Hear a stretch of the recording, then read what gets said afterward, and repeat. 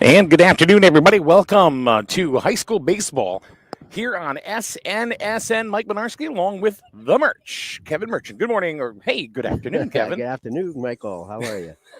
Another beautiful day for baseball. Another beautiful day, that is for sure. Not only are you going to be doing color commentary, but you'll maybe doing some play-by-play because I get to do camera today. Yep. The multitasking job that you have again today, And which you had on Saturday versus Wheeler down in North Stonington. But you did a great job, Mike. I mean, you did a great job. So, and I see Mr. Shishmanian. There's John Shishmanian right there from the Norwich Bulletin photo gallery of this game. Uh-huh. Looks like a fisherman. Looks like he's got fishing gear, but it's really cameras. Yeah. John's going to go fishing. We may get some foul balls out here. Fishing for pictures. Yeah. So we are here at Bobcat Field here in Colchester. And the people are filing, as you can see. There's Shish. There's some other folks. The Wolverines. This is their play-in game for the ECCs. Bacon. Definitely going to be a tough task. They scrimmaged them earlier in the year, Kevin, and it didn't go all that well. No. They and that was early, so you couldn't tell then. But as the season has progressed, Griswold, they've gotten their eight wins to get into the ECC tournament and the state tournament. And the Bobcats hold a 10-5 record. It's funny because now Griswold has played 18 games for this shortened season, and the Bobcats from Bacon have only played 15. But Bacon has a very, very talented team, and Griswold has its work cut out for him today. All right. So the infield practice has been completed by both the Bobcats and the Wolverines. So go Cats go, depending on what team you're cheering for. The umpires have met with both coaches at home plate, and more people are filing in here at Bacon Academy. So we're just waiting for the Bobcats to take the field. And on the mound for the Bobcats today, Colton Vassar, who's their ace. Going against Nolan Webster, who is the Griswold Wolverines' normal first baseman, but he's called to pitch on every few games, and today's his turn. I heard I was talking to Mike Jameson earlier, and yeah, Bill, you're gonna be right. You're gonna be right. Yeah, it's okay. I don't care if you want to be in the shot. I don't care. Vassar will throw mid-80s. Yeah. I don't know his record, Mike, but I do know he's a very good pitcher. Throws hard, throws to spots, has good breaking stuff. So again, I think the Wolverines going to have their work cut out for him today. He's an all-state pitcher, is Vassar. As we got a good close-up on him right now, actually. Throws very, very hard.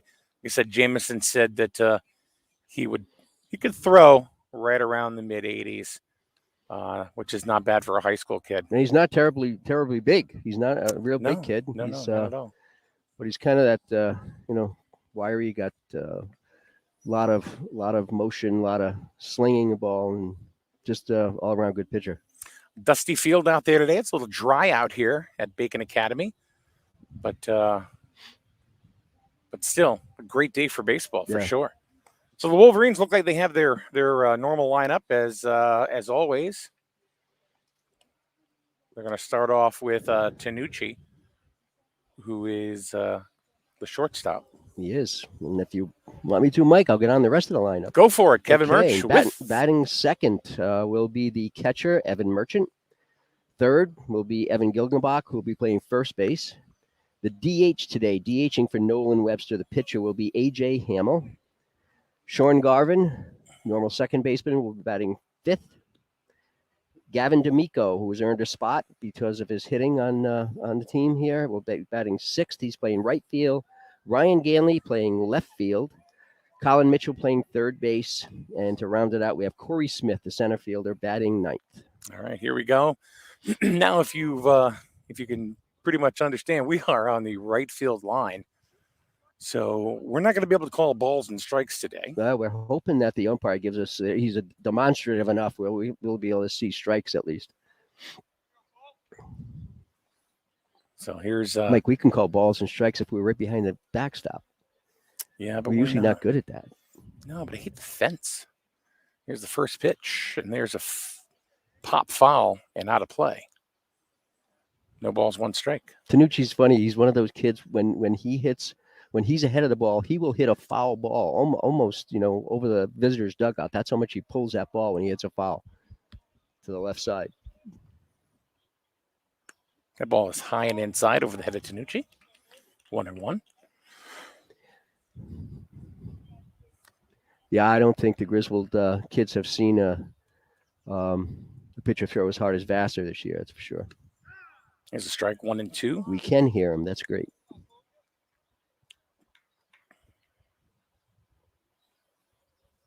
Vassar does throw pretty hard. And there's a shot into left center field, and that's going to be all the way to the fence. I'm not a great cameraman, but here we are talking about somebody that throws some heat, and Tanucci leads off with a double to the fence. That's the way to start a game, Michael. That's the way to start a game, and he got every bit of that ball. I actually thought it was going to bounce over the fence on first bounce, but it bounced into the fence. But he had 2 bases easily on that. Yeah, he got all of that one. Here's the catcher, Evan Merchant. Any stats on the young Merch? Are you saying that because I left my stat sheet on my desk? No. No. Okay. I believe he's batting .258, just in case.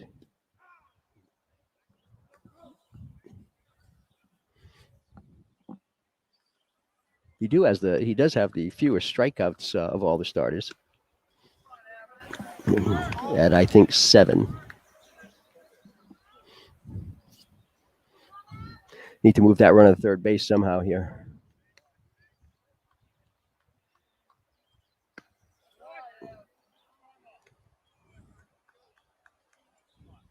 Two balls and one strike.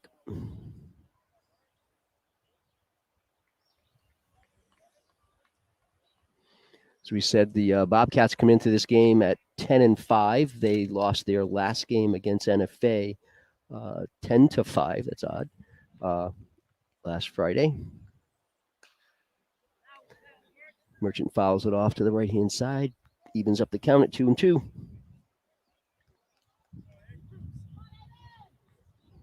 And as we also said, Griswold was able to get into the tournament by getting their 8th win this past Saturday against Wheeler, 5-0.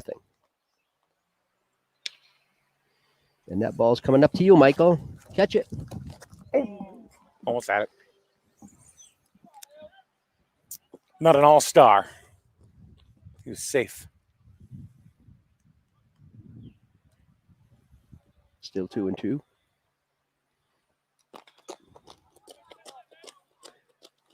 Merchant just a little bit behind the pitch, and again, that has a lot to do with Vassar's velocity.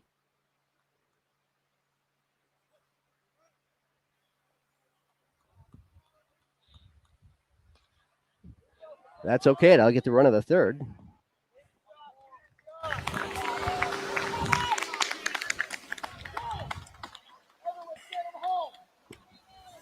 It's real important not to have a strikeout in that situation.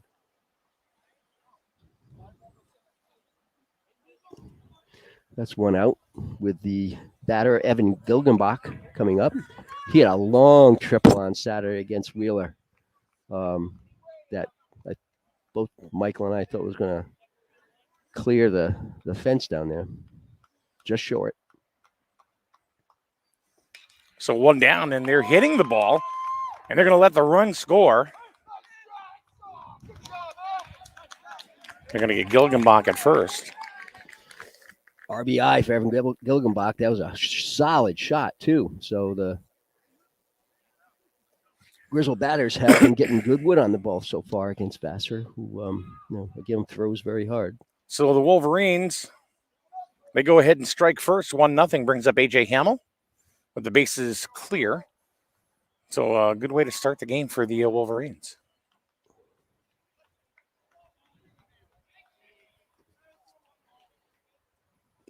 Ball's in the dirt. The good thing is, Mike, you start the game off with a double. You need to score that run. You cannot strand that runner out there. And between Merchant's ground ball to the right side and then Gilgenbach hitting a shot to the shortstop, they were able to do that. So that's a good start. Foul back. They don't seem to be intimidated. I was going to say the same word. Yep. They don't seem to be that way so far. And the thing is, they're just out here laying it on the line. They I think feel fortunate that they're in the tournament, and I think they want to play good teams. They don't want to, they don't want to play some of the teams that they know they can beat. They want to play the competitive teams to get better. We have a lot of young kids on this Griswold team, and they're only going to get better with playoff experience and just keep playing better teams. There's the pitch. Tried to frame it, but a little bit high. 2 balls, 1 strike. AJ's been hitting the ball pretty well as the DH. He had a couple hits the other day. I think 2 or 3 RBIs. I think 2 RBIs. It's right in there, right at the knees. So we can see that from this Okay. angle. We can see I kind of like this angle, Mike. Plus, we're sitting out here in the shade and right next to the porta potty. I know. So, you got to go. You got to go. It's right there. He looks at strike 3, and that's going to end the inning as Vassar gets out of it. So we played a half an inning, and the Wolverines already up 1-0. When's the last time we saw that? I'm not sure. That's a good day. Yeah, it's a good day. Good start to the day, definitely. anyway. So now let's see what happens with Nolan Webster, who takes the hill. Going to warm up through his tosses.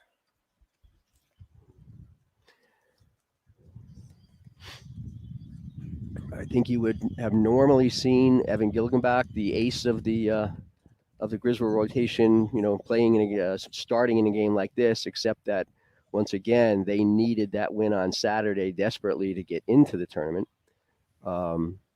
So they threw Evan on Saturday, and again, he came up with a shutout, 5-0 win. And I was talking to Jameson before the game, Mike Jameson, coach of the Wolverines, and he said that they could have come back with Gilgenbach today, but he didn't want to throw him since he threw 93 pitches. It was 93 pitches he threw on Saturday. Yep.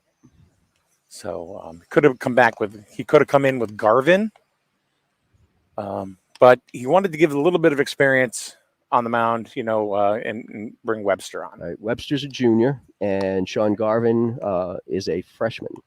Although Sean Garvin pitched a terrific game last week, Thursday night at Fitch.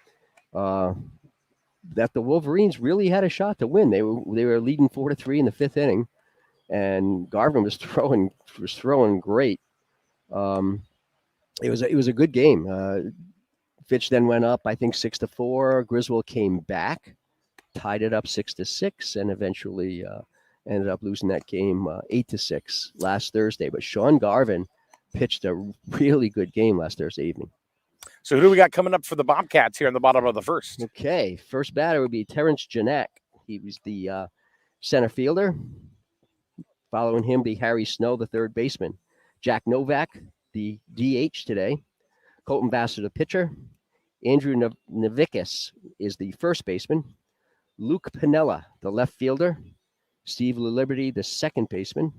Batting 8th is AJ Blanchette, the catcher. And rounding it off is Dylan Rakowski, the right fielder. And Jack Novak will be hitting for Dan Shane, who is playing shortstop today. So there's a score. It's 1-0. Wolverines here, and when we are in the bottom of the first. We're just starting out with the bottom of the first. Everybody going back to their positions after their customary how do you do at the mound with the pitcher. And here comes the first pitch from Nolan Webster. It's a strike. Again, a game like this, as you said, or as Coach Jameson said, going with Webster, the junior, has some more experience, especially in a situation. And most of these kids have not been in quote unquote tournament game Right. before. So, and they do have a very, very young team with, I think, 4 freshmen, 3 sophomores, and a couple of juniors that start. 1-1 strike, and there's a pop foul and out of play into the Bacon section. Is Bacon over there? Oh, Uh-huh. never mind. Oh, geez. We're in the rump roast section. Oh, yeah. No kidding. All you got to do is look at us. You know that. I told you my Bacon Academy story. Yeah, didn't you did. You All might right. have to say it again, though. I don't think so. The ball Ooh. is high. Ooh, just high, just high. 2-2. I think Webster wanted that one. Terrence Janak, again, the center fielder, is a senior for the Bobcats. Ball's high, 3-2.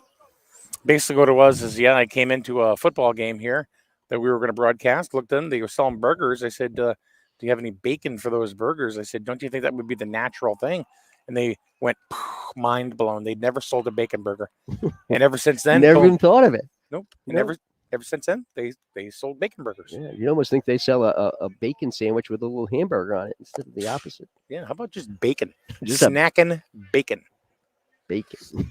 There's the third baseman, Harry Snow, bats from the left-hand side. Harry's also a senior, following up Janak. And there he goes. The ball is foul, straight back and out of play.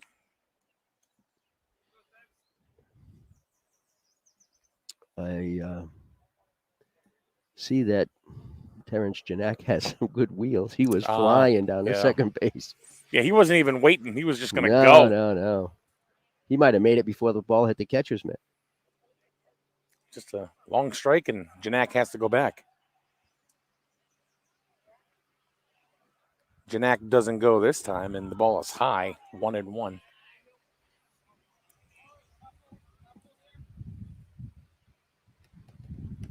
Look at that. Let's give a quick look to. Never mind. There he goes. There goes Janak again. There's that. That's deep. Foul. That hit the base of the fence, just right of the 340 sign.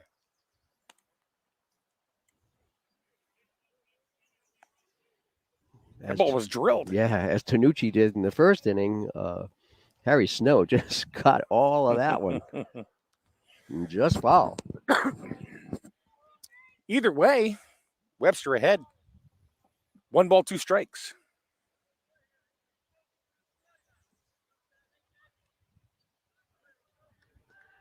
See if Janak takes off again. He did the last pitch. Nope. Nice scoop of Gilgenbach at first.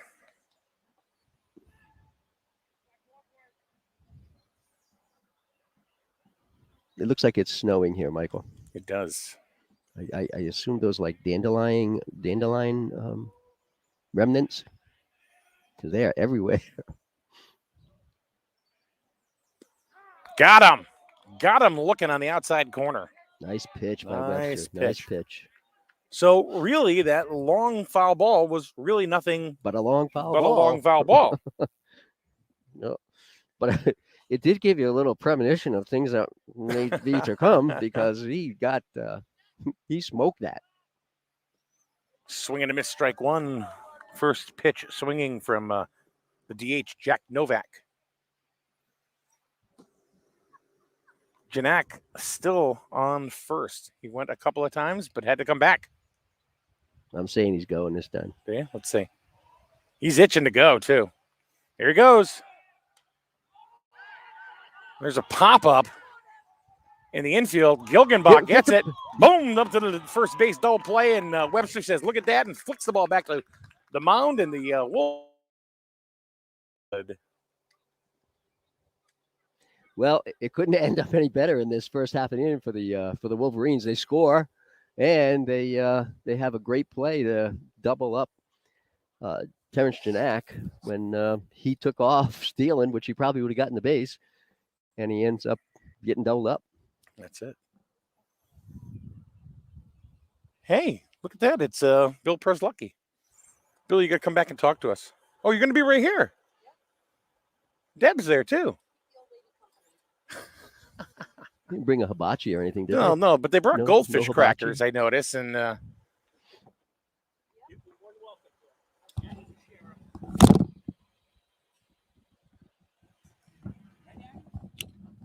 right, we're gonna go to the top of the second. Well, that was a great first inning for the Wolverines. Again, Tanucci starting off with a double, and they get the score on him, and then even with the walk to lead the game for the Bobcats, they get a strikeout and double play and a pop up to the first baseman. Can't ask for much more than that. And again, that's the first inning, so there's a long way to go in this game. Oh yeah, there is a long way to go, but still, it's very, very interesting. You know how the first inning went pretty much the Wolverines' way.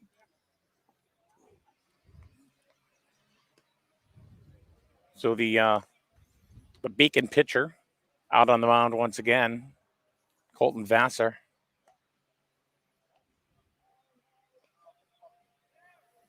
But as you said earlier, Mike, we've only seen 4 batters for the Griswold team, but nobody looked terribly intimidated up there, No.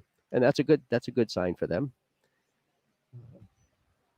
They're not going to lay down. They're going to come out here and do their best to bring a win home. So who do we got here leading off for the Wolverines? So we have Sean Garvin leading it off, second baseman. On deck, Gavin D'Amico, and in the hole is Ryan Ganley, the senior, the lone senior, playing center field today. Playing left field today.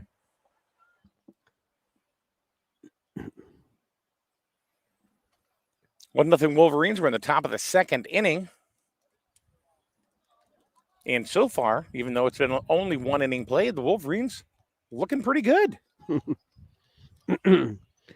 little talent, little luck, all that stuff goes a long way. There's a strike. We said Sean is a freshman, a very talented freshman, great infielder. I'd say number 2 pitcher probably, or 3. Fouling out of play. Who really did a great job pitching against Fitch last week. And if anybody recalls, Fitch is I believe, the only team this year that has beaten Waterford. Waterford, other than that loss, is undefeated. 0-2. Here's the pitch. Fouled again. Getting the bat on the ball. Everybody is. Getting the bat on the ball. I think Evan had 3-4. Evan Merchant had about 3-4 fouls before he at least hit one fair to the right side to move Tanucci to third base in the first inning. Fouling out of play once again. So he's staying alive. Yeah. Staying alive. Staying alive. I'm not singing. No balls, 2 strikes. Back in my disco days. And there is a shot to short. Kind of a handle hop. Right on over to the first baseman for 1 down. Dan Shane, nice play on that. So you had disco days? I was around disco. I was around, I was probably in college during disco time. Get down with the bad self. No. I shouldn't have said that. Nope, we're not starting. That's all you got to know. Do you have a leisure suit? Leisure suit merch? Can we watch the game, please? Gavin D'Amico, right fielder. D'Amico, that's going to be into. You're going to beat that out. And he's got it. And Gavin's been, he has been hitting the ball. Strong kid. He has a hard swing, and he's got to, gets through that, to get that swing through really quickly. Good wrists. And I think you give him a base hit on that. Absolutely. That was a tough play. It handcuffed, as well as Shane picked up that last ball, it handcuffed him on that one. So that's a base hit. Here's Ganley. Quick toss on over to first. D'Amico back safe. Yeah, Gavin has really stepped up. I believe he's hitting. What's up with this D'Amico kid? His grandparents are right behind me. I believe he's hitting 391. He's definitely the best average on the team. Gavin D'Amico leading the Wolverines, batting 390.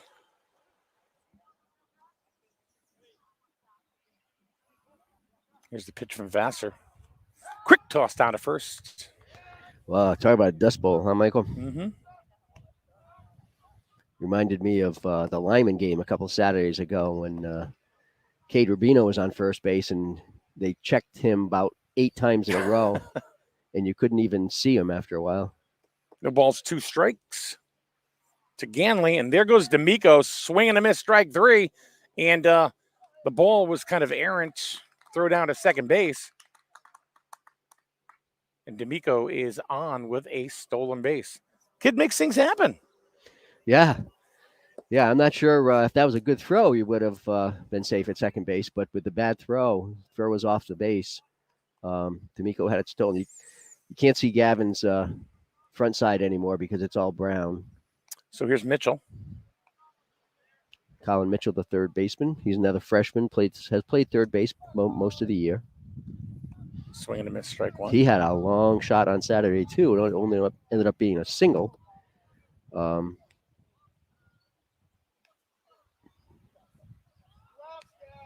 he hit the ball well.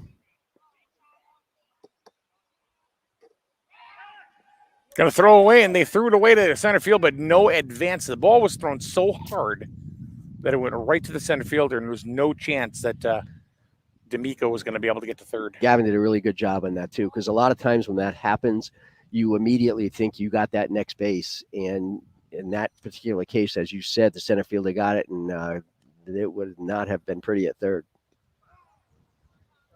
There's a strike 0-2 to Mitchell. 1 down. We're in the top of the second inning. Griswold leads 1-0 over Bacon Academy. ECC playoffs.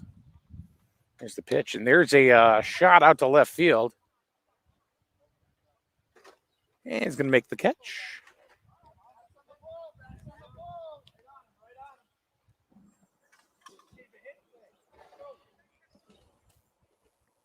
To end the inning.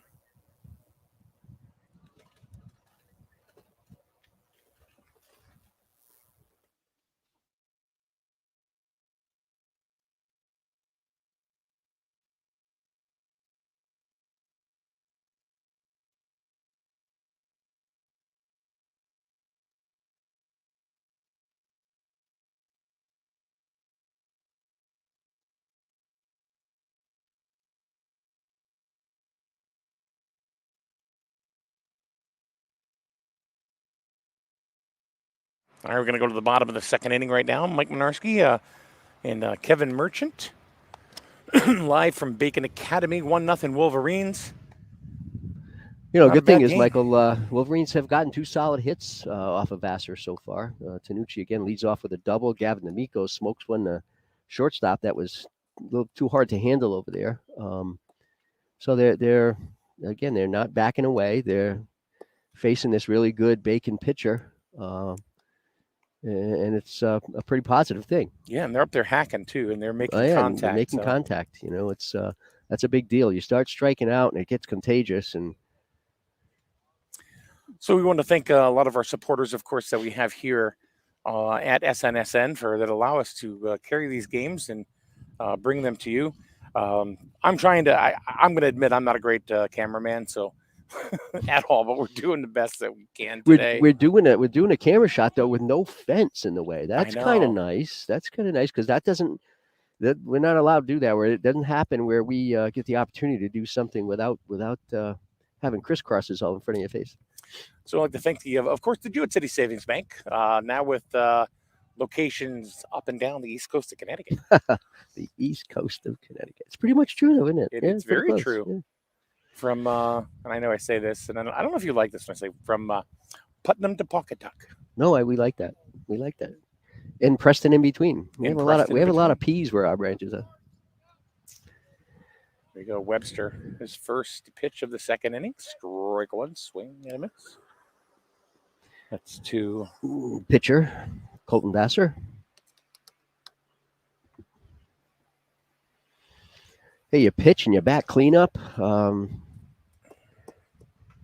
I'd say you got to be pretty good to do both of those things. Yeah. And also going to say thanks to Dish Auto Sales in Franklin. You know, we got the Dish Mobile here, the Dish SNSN Mobile. And actually, that vehicle providing the power that we need to broadcast this game live. Because we're almost in the woods.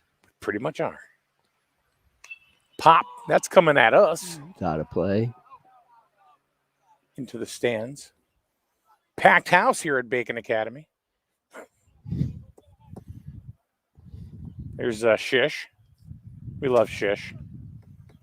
Well, it's nice that he's here today. He's doing the bulletin photo gallery today for for this game. I think that's great that he's here. Here's the pitch from Webster, and it's going to drop. And it drops, and it gets behind. But they get the ball in, no advance by Vassar, and he's on with a base hit. Good piece of hitting there after being down 0-2. Brings up Andrew Navikas, the first baseman. Mike, I don't want to steal your thunder, step on your toes, so you just tell me to be quiet. I'll take a second here. First pitch swings in the dirt. Yeah. Nice pickup by Merchant on that one. Don't worry about what's stepping on my toes. I have neuropathy. So I ain't going to feel it.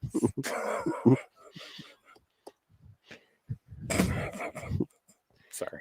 It's okay. There he goes. There goes Vassar. And that ball is skied out to left field. And the catch is made, and Vassar's got to make it all the way back to first. So good contact made, but each time Bacon goes to steal, the batter seems to pop it up, which is good for Merchant back there. But so one down. Here is. I want to steal your steam. No, you go right ahead. Luke Pinella. Do they call him Sweet Lou? I would guess, yeah. They must just call him Lou for short, I would guess. Not that I know anything, but I think that's pretty cool. Luke Pinella, Lou Pinella. Vassar leading off of first. Here's the pitch. High and outside. 1 ball, 1 strike.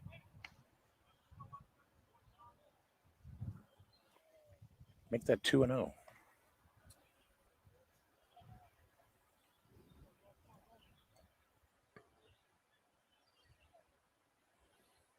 There goes Vassar. And there's a base hit, and Vassar's going to hold up at second. Good solid line drive by Pinella, which you would kind of expect. He used to hit a lot of good solid line drive.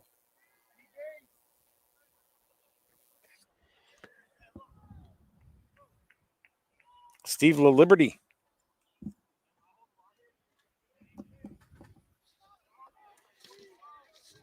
Second baseman. One down. LaLiberty's a sophomore on this Bacon team. Ball 1 low. Infield at double play depth.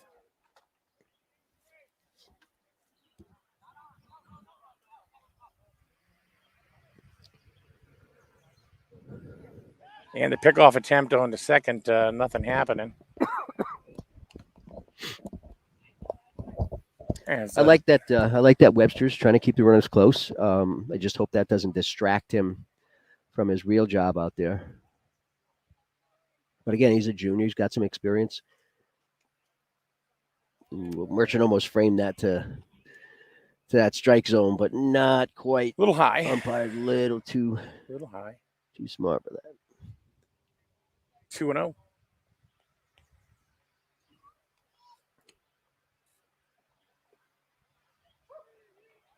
That didn't look bad either, Michael. No, it didn't. 3-0. I think Webster's a little disgusted with that call. Mm-hmm. 3 balls, no strikes. 1 out. There's a strike. I think LaLiberty tried to steal that one. I'll say. The pitch spun him right around and it was still called a strike. 3-1. There's a base hit. And everybody's got to hold up. Great play to get it back in. So the Bacon Academy Bobcats are threatening here in the top of the bottom of the second with three singles. So bases loaded. And here is AJ Blanchette, the catcher. Strike one. Webster really needs a strikeout here or double play ball. He needs some good old-fashioned luck. Ball's in the dirt.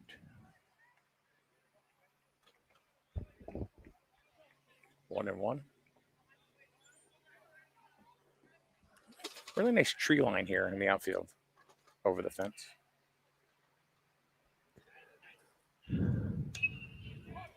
And they're going to go home. They're going to get the out.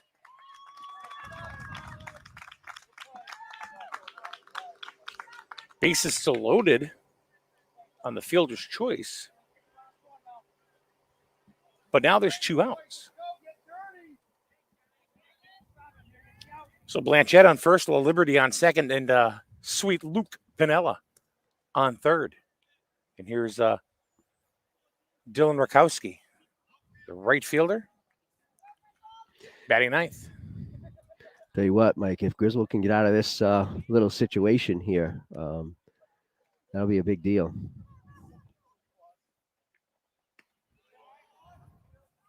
Ball one. I think that'll be a great confidence booster for them as well. Yeah, and again, if they can stay away from getting to the top of the order again, which is the next batter, Terrence Janak, that would be a great thing. 2-0 low. You certainly don't want to walk anybody. You know, they got nowhere to put them. And you also don't want to get behind the batter so that you have to put something down the middle. That's the other thing. You know, you start 2-0, 3-1. You got to give him something to hit. Needs a strike here. And he gets it. 2-1.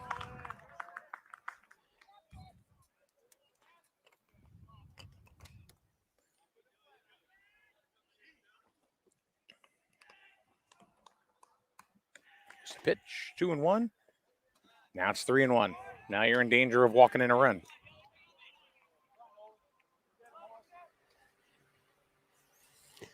As much as the pressure is on the pitcher, the pressure's on the batter as well. He can't let something go by that's that's close to the strike zone. You don't want to stand up there and take strike 3 with the bases loaded. So both pitcher and batter have their own pressure on them right now. Hitters count 3-1, and he's got the bases loaded.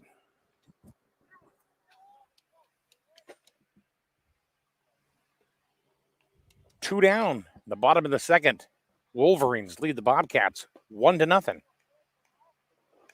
Here's the pitch from Webster. Swing and a foul back. Now the count is full. A little bit of drama in this game already, is there not, Kevin? Yeah, a little bit. It's good though. That's good.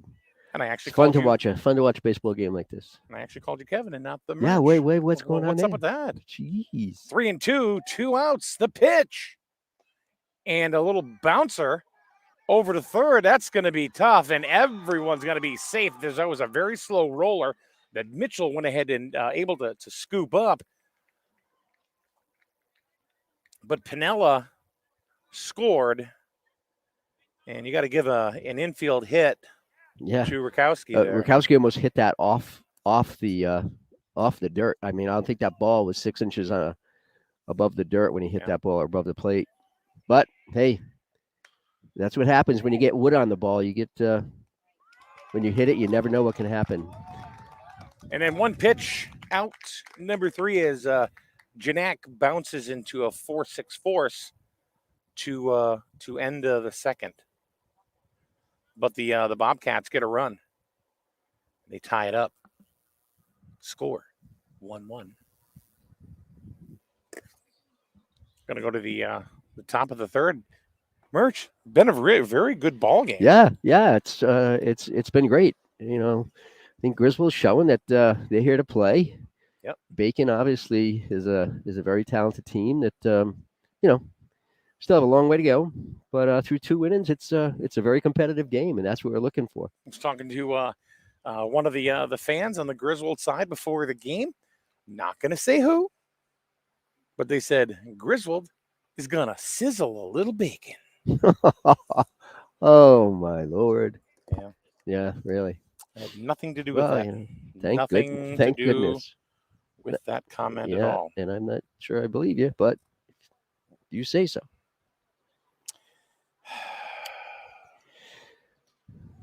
Yeah, well, Bacon had 3 hits that inning, so that's they're starting to put the bat on the ball too.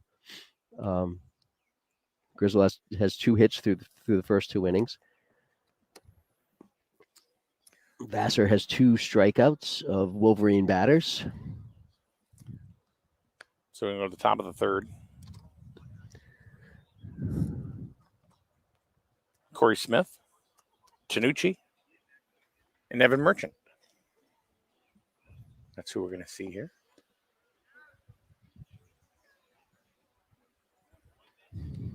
One to one the score. It's been a well-played ball game on both sides. Yep. And Webster got in a little bit of trouble in the last inning, but pitched out of it.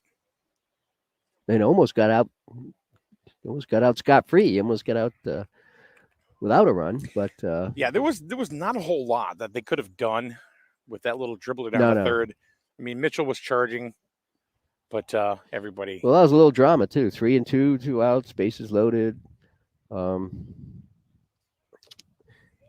Rakowski did what he was supposed to do. He got some piece of the ball. Here's Corey Smith. First time up today. Squares to bunt. Pulls back, no offer. Corey's Griswold center fielder, a sophomore.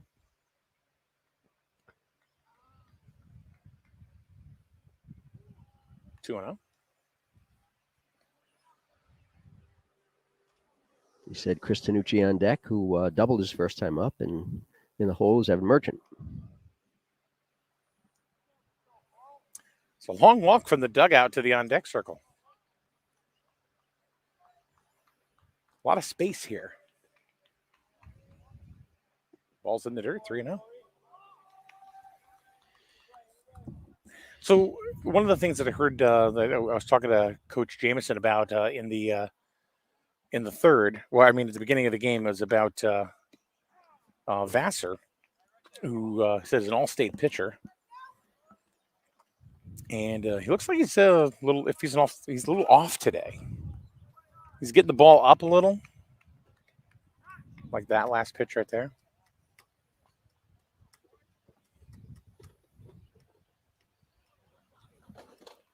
Coupled with the fact that the Wolverines are not intimidated. They don't seem to be, Mike. Nope. 3-1. Here's the pitch from Vassar. That ball is in the dirt. Smith draws a walk. So the first batter on for the Wolverines. That brings up Tanucci. And obviously that's what you're shooting for, is to get runners on. You need runners. You need guys out there disrupting things in the infield and disrupting the pitcher. And as any pitcher and coach knows, you don't want to give up runners with walks. You want to get I'd rather have a clean base hit than a walk. There's a grounder to third, a little bit of a bobble, and Smith is going to be on, and Tanucci is on base again. So here come the Wolverines right back. What do you give I'm Tanucci not sure. Theoretically, Tanucci probably would have been at first base and went to second instead. It's a tough call. I don't know if that's a fielder's choice or you give him a single. I would have given him a fielder's choice E5 because he bobbled the ball. Oh, did he bobble it? Yes, he did. Okay, well, maybe E5 then. Here's Evan Merchant. Runners on first and second. Tanucci just fired that pitch. I do know that. Might be a little upset there. Oh, And there's a pop up, and that's not going to a go right good to. bunt. And that ball goes into right center field.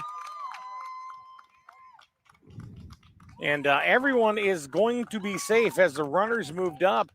Corey Smith to third and Tanucci to second as the ball was popped up and caught for the out. And then they tried to double up Tanucci, or I'm sorry, Corey Smith. And the ball went right into right center field. What's ironic is that the bunt was popped up, but the result is exactly what they were shooting. What they wanted to have is the runners both advance. Exactly. So really, it's the same thing. So yeah, it worked out. Well, other than Evan getting a time at bat without a sacrifice, everything came out the way that the Wolverines wanted it to. So here's Gilgenbach with runners on second and third, and the threatening again against Vassar.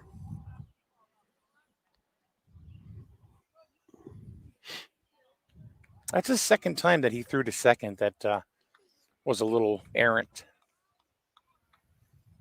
That ball's in the dirt. Nice stop by Blanchette. That prevented a run from scoring because Corey Smith is very quick over there at third base. Foul. Good plate protection. Little spoiler there by Gilgenbach. Yep. 1 ball, 2 strikes. 1 out. Big threat here, Michael. Low and inside, 2-2. The infield in for Bacon.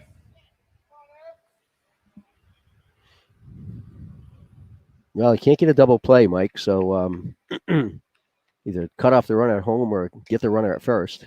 And there's a grounder, and that's going to go into the shortstop position, but nobody's home, and 2 runs are going to score. And then Evan Gilgenbach ends up at second. 3-1 Wolverines. How about that score, Mike? Was that between the 2 players? It looked like it was between second and third. Again, they're playing in, so they didn't have a lot of time to get to that ball and ended up in left field. The third baseman had to dive for the ball. And I don't know if it hit off him, and so I definitely base hit. I would say a couple RBIs right there. Yeah, that was a tough luck play there. Well, it wasn't much different than Bacon. Rakowski last inning, picking one up off the dirt almost. There's a high hop to the shortstop, and they get Hamill on the first pitch. But Gilgenbach gets over to third base, so they're moving runners around like they should be. And you know what? Griswold has nothing to lose today. So with Tanucci scoring that second run, I think Jameson's over there and saying, "Hey, what the heck? Make them throw the best throw they can. It's got to be right on the spot." And he sent him and scored a run. Let's make things happen here today. You're right. I mean, I think there is absolutely zero pressure on the Wolverines today. Yeah, exactly. If you're going to go down swinging, have fun. And I think that's what's happening right now. Garvin sends it straight back. 1 ball, 2 strikes. Garvin has an RBI at third base waiting to come home if he can connect with a base hit. 3-1 Wolverines. And there's a bouncer in the hole. The third baseman had to dive. He dives for it, gets it, and gets Garvin at first. Good play by the third baseman from Bacon Academy. But the Wolverines get 2. So they come right back. After Bacon got 1 run to tie it last inning, the Wolverines answer with 2. 3-1. Yeah, that's again showing you that they're not going to be intimidated out here. They're going to just get up to the plate and fight and do the things they've been trying to do all year. And they are playing they're playing well. Their last 5 or 6 games, they played very well. They played some tougher teams, and they've held their ground. So they're they're here to play ball, and they're here to win. So right now I have somebody joining me right now from Advanced Automotive, Bill Preslucky. How are you, Bill? Awesome. So Awesome day for a game. what is the work environment like working with the Tire Queen? Oh, it's tough. It's tough. It's very tough, isn't it? Is she the boss, or do you allow her to be the boss? She is definitely the boss. Right. I'm just the horse. So Bill is here watching the game. Your grandson is Gavin, Gavin D'Amico. who's the leading batter on the Wolverines team right now, batting .390. That's awesome. We're proud So, of him. so you still got great deals on tires at Advanced Automotive? Absolutely. So it's not a sham. You actually do have good deals. Good deals. Yes, we do. And you really have a Tire Queen. We do have a tire queen. I'm trying to be the king someday, but I don't know if I'll ever No, make it. she said has no. no. She has told us She that said that's no, not it's not that's gonna not going to happen. happen. Yeah, Anyway, not allowed. So Advanced Automotive, what's the phone number? 860-376-8687. I knew that. You did. So Bill, go get him, Haas. All right. Thank you. All right, that's Bill Preslucky, the owner, but he's pretty much given everything away, to Jess, the Tire Queen. So check him out for tires and automotive service at Advanced Automotive, Route 138 in Griswold, as they support Wolverine baseball here on SNSN. All right, here we go. Bottom of the third, 3-1. Griswold over Bacon.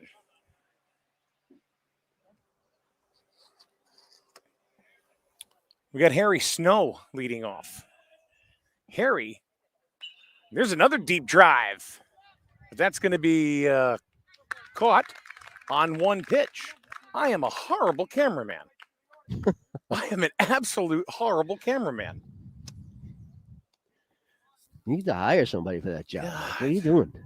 Jeez, can't do everything. I You know, can't. can't do everything. So we have no budget. One.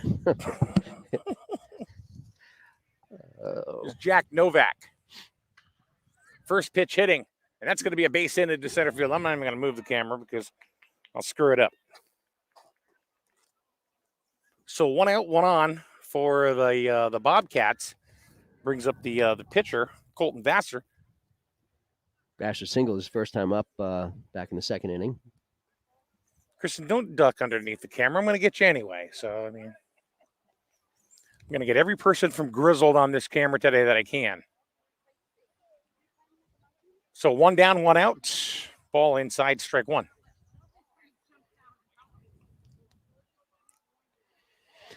Bottom of the third inning here. Griswold up 3-1. And a quick toss on over to That first. was that was a little closer That was closer than we thought. Yeah, I thought it was going to be. Kind of happened in slow motion. It was like, no. Another quick toss over to first. And Novak back safe once again. 1 ball, no strikes to Vassar, who they've kind of reached today so far. Well, done a little bit better than I thought might happen. But as I said, these Wolverines are fighting. They're getting better every game. That ball is low. That is now 2-0. Hey, there we go. There's Mrs. Gilgenbach right there. Who's that big woman? Who's that sweetheart right there? I want to know how you got your car here. Well, I just I floated it in via balloon. Mitchell bobbles it, but gets it over to second, and they do get the force. And Novak is out on a fielder's choice. Not sure exactly what Jack Novak was doing on that one. Yep. The ball was hit to third base, and he basically stopped going to second. I don't know if I don't even know. I don't know. It wasn't like it was a line drive. Not sure. So 2 down, and here is Novikis. Quick toss over to first once again. Andrew flew out to left field his first time up last inning.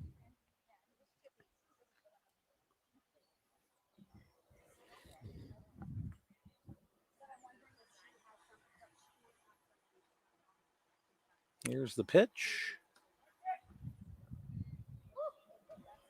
1-0. 2 down. Webster cruising. getting some great defensive efforts from his compadres. Yeah, they've gotten 6 hits off him in 2 2/3 innings, but he's held the score down to a minimum. There's a shot. Corey's got a beat on that. And he makes the catch. So Bacon is hitting the ball. However, they're certainly fieldable. So far, so good. So we've played 3-1 Wolverines. Going to go to the top of the 4th. And like we talked about earlier, we have, of course, the folks that are powering this game is the folks from Dish Motor Sales in Franklin, Route 32. As the Dish SNSN mobile. A cool little Acura that we run around in. They have enough power in that vehicle that can power all of the equipment that we use to broadcast this game. So if you need a quality used car, check them out at Dish Auto Sales of Franklin. Give them a call, 860-383-4750. And, if they don't have it in stock, Ellis Dish will go out and get it for you. That's no joke, no cap, as they say, the kids say these days, no cap. So that right there is a great deal. How could it not be? Dish Auto Sales of Franklin, 860-383-4750. Mike of the Merch here from the Griswold Pride broadcast booth, and another palatial broadcast booth provided by the folks at Griswold Pride. Today we get cracked crab. I really like the lobster thermidor, but that's okay. We'll take the crab. It's different, and it's different every time. Looks like Garvin is going to be warming up, perhaps. Looks like they're playing to win here. Well, you gotta. If you don't win here, you don't advance to the next round. That's for sure. I think Sean's probably just loosening up a little bit again. Webster's had 6 hits against him, but only 1 run.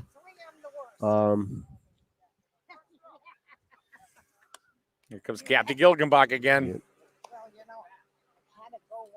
You got to go when you got to go. How's your knees? They won't operate because I have that swelling from cancer. Oh, well, you look great. Oh, I feel good except for my knees. But thank you. You are welcome. All right, here we go to the top of the 4th inning. Oh, look at that! Looks a little tornado at home plate. It was a little tornado. Here's D'Amico. Gavin had a single his first time up. Smoked the ball to the right of the shortstop, and he couldn't handle it, but it was kind of handcuffed him. But a base hit. Swing and a miss. It is very dusty. Yeah, it's really dry here.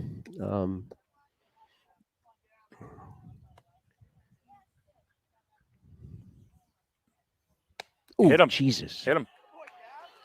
Gav don't care. Right. He's a tough kid. My gosh. That looked like hit him right in the stomach. He gets hit a lot. It took his shirt right out of his pants. It did. It pulled his shirt right out of his pants. Like, holy moly. Maybe that's what happened. Maybe he hit more of the shirt than him, but glad it wasn't me. Here's Ganley. I'd be crying now. Ganley struck out his first time up. Watch him steal second now.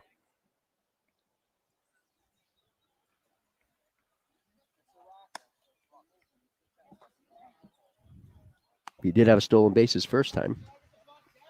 Bunt, pop, foul out of play, straight behind home plate. Gavin has really been really important just getting on base. He's finding ways to get on base. And once again, base runners disrupt the defense. 0-1. Vassar deals. Quick toss back to first, and the ball gets away into short right field, but they're going to hunt it down. No advance from D'Amico. I'm not sure that the umpire could make a call with the dust that's flying around that play. It's a judgment call at that point. Yep. Because it was actually pretty close. It was a close play, but If the ball didn't skip away, right. I'm glad I didn't have to make that call. 1-1. Strike 2. So Ganley will be swinging away.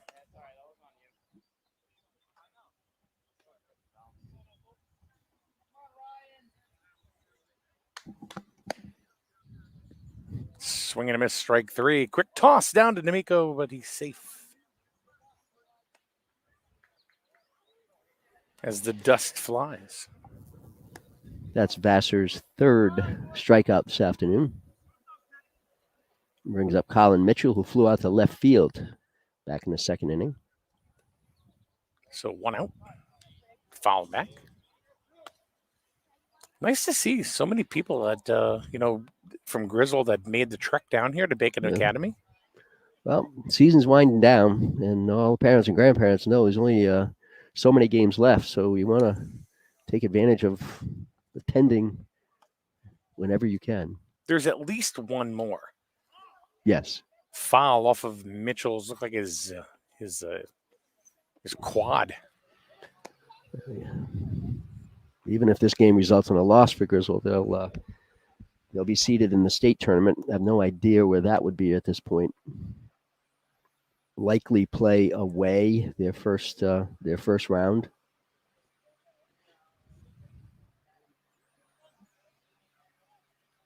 And I don't know, Mike, do you have any idea whoever wins this game, who they will play the winner of, or maybe not even the winner of?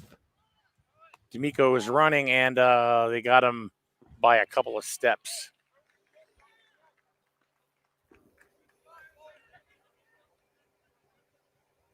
So D'Amico's caught stealing. 2 down. And now you've got the count 1-2 on Mitchell.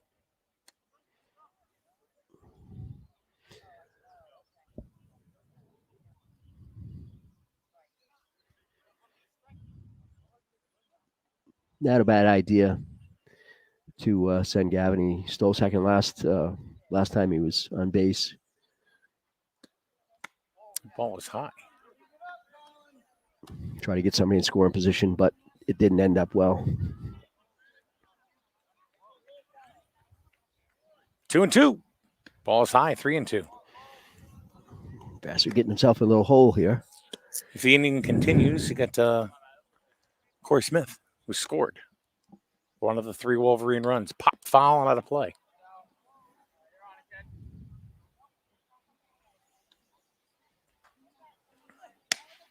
I apologize for the horrible camera work. I will do that throughout the game. We're in a weird space.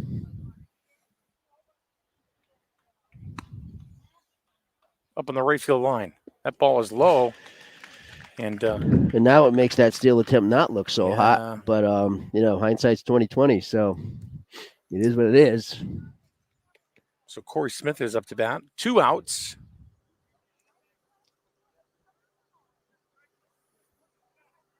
It's 2 walks now. And Corey walked his first time up and scored a run, as you pointed out. Strike 1. We are in the top of the 4th inning. Griswold leading Bacon Academy 3-1.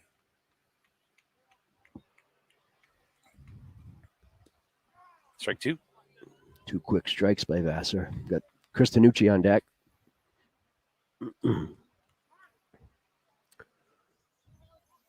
That was a good time call because Vassar was getting into a groove. Yeah, he was trying to quick pitch too, I think. Yeah. Well, the first 2 were quick. Strike 3 got him anyway. Yeah, we were just delaying the inevitable. He just delaying the inevitable, I guess. So that is going to do it for the Wolverines here in the 4th. 3-1 as we're going to go to the bottom of the 4th. That was Vassar's fourth strikeout in the afternoon. If you want to find out about drug prevention, and you want to try, and you want to find out about what you can do about a possible gambling issue or alcoholism, folks, there's a place you can go on the web, and they're located right in Norwich. SERAC, SERAC. You can go to their website at seracct.org. And what you will find there, as Kevin Merchant decides it's getting chilly in the shade. I'm old, Mike. I'm old. I'm sorry. Look, the older I get, the warmer I like it. So there you go. But anyway, go to seracct.org. And their mantra, it's 21 for a reason. As far as alcohol, gaming, that kind of stuff. 21 for a reason. Check out why at seracct.org. If you listen to SNSN, mornings and the afternoons, they replay their announcements as well. You can check it out, but check them out on the web at SERAC, SERACCT.org. All right, Merch, we're getting ready for the bottom of the fourth. Yeah, Nolan Webster's still on the mound. He's given up 6 hits already, but he's been able to manage out there, and he's got himself out of a couple of jams, and we'll see if he can keep holding the Bobcats. Here's Piniella. He scored his first time up, scored the lone Bobcat run, and he had one of those 6 base hits. Looked to left field last time up, or first time up.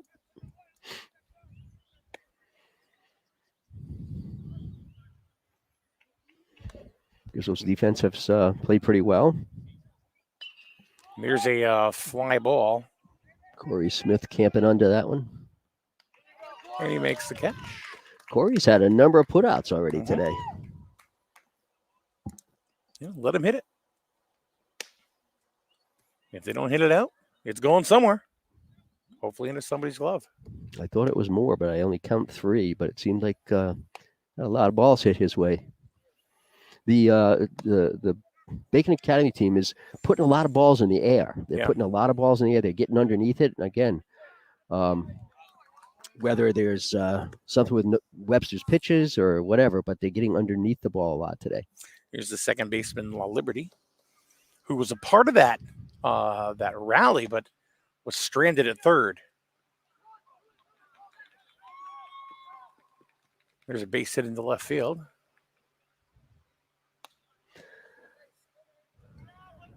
Mitchell was trying his best to cut that off because I think he figured it was kind of a slow bouncing hit and Tanucci might not have time to throw him out, but it kind of hit off or went over his head and hit off the top of Tanucci's glove and ended up in left field anyway.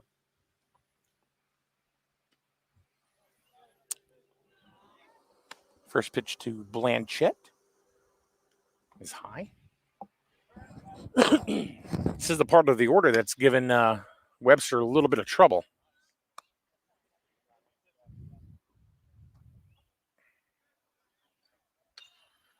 Another pop-up. Another pop-up. I think the pitcher's going to take that. Webster takes it. He does. 2 down. It's going to bring up Rakowski, who also had a base hit. So the 6, 7, 8, 9 hitters for Bacon Academy has caused the damage.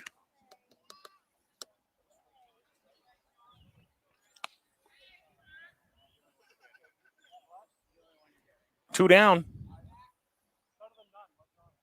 Here's the pitch from Webster. Got the guy here, Rakowski, backed out of the way, but was called a strike. Hit that inside corner. Rakowski has the RBI, the one lone RBI for the Bobcats. Oh, that was really close. Liberty was really lucky to get back. He was. It was very, very close. I think he got a little mesmerized out there and didn't expect Webster to throw it over. Strike 2, that looked like a curveball off-speed pitch. He's now ahead of Rakowski. No balls and 2 strikes, 2 down. In the bottom of the fourth, Noah Webster just cruising.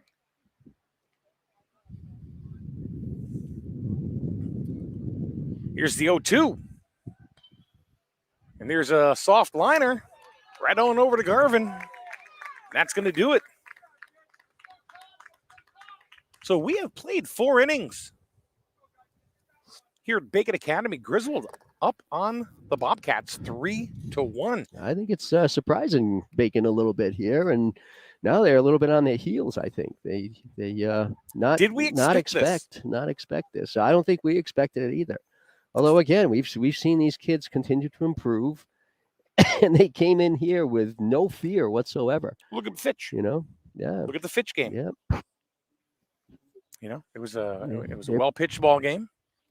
They're putting it out there, and playing loose. I think they're all playing loose because they really have nothing to lose, and they're gaining great experience against good teams. Yeah, that's for sure. I think the next year or two, this Griswold team is going to have a very good team if they can get some decent pitching. Well, I think their pitching is going to mature quite a bit. These kids are going to get bigger. Like Webster, he's going to fill out, going from a junior to a senior. Look at that the beautiful tree line here at Bacon Academy. Now we're doing landscape shots, Mike. That's what it is. That's pretty cool. Well, it's better than me following the damn ball. You got Garvin, who's coming back as a sophomore. You got Gilgenbach as a senior. So you have 3 guys right there. AJ Hamill. Everybody's coming back except for Charlie Mikulajic. And Ryan Ganley. Right. No, the nucleus of the team is still there. Yeah. Yeah. I wish that Gilgenbach and Webster had a couple more years. Then it would be really something to look forward to. And that's the sad thing about one of the sad things about COVID is it took a year away, from these kids, in their development in playing high school ball. And Griswold is no different than any other team because every other team had the same situation. Everybody lost a year of experience, a year of high school ball, and the worst part was the seniors lost their last year of high school ball. And that was just a sad situation out of everyone's control, unfortunately. All right, here we go in the top of the 5th inning. Wolverines up 3-1 on the Bobcats. Vassar up on the hill. And here's Tanucci, the shortstop. Chris had a double his first time up and got out on a fielder's choice last time. He pretty much set the mood of the entire game. Yeah, he kind of did. He kind of set the tone, didn't he? Yes, he did. Again, we still have a long way to go, but even through 4 innings, have the Wolverines up 3-1. That's an accomplishment. It certainly is, and we talked about it. I don't think look at those trees, beautiful, happy little trees. Now I'm Bob Ross. The ball's in the dirt. You ever see Bob Ross? I haven't seen Bob Ross, but he paints. He doesn't take pictures, right? He's a painter, right? It's happy little trees. Oh, I don't remember that part of it. He has very big, giant hair. Yeah. He did. Yeah, he did. I think he's not with us. No, he has passed on. He has. Okay. Do you remember who he took over for? I do not. It was a Russian guy. It was called The Joy of Oil Painting. Wow. It was William Alexander was his name. Fouled it out of play.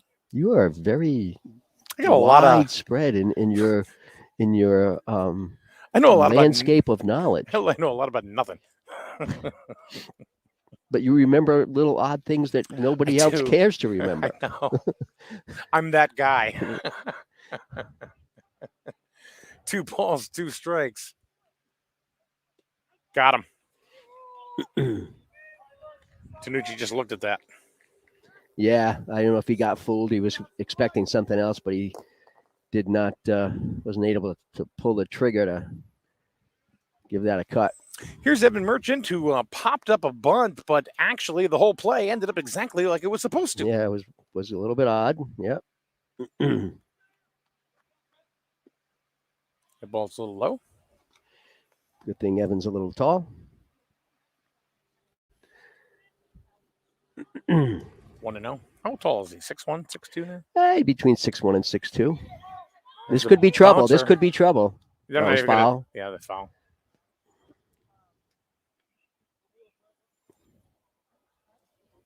So 1-1. Yeah, he's. They just had their basketball banquet last night. Mhm. Very nice out in the courtyard at the high school.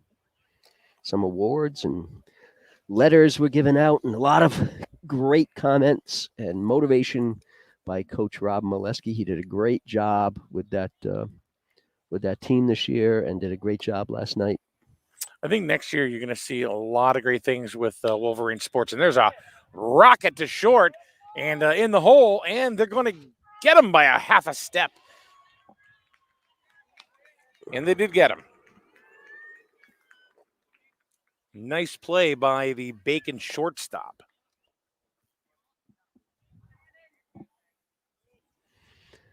He comes so close to beating balls out.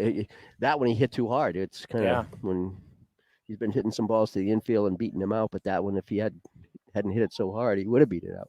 Here's Gilgenbach. That ball is high. Evan is 1 for 2 with a single last time up and a ground out to short first time.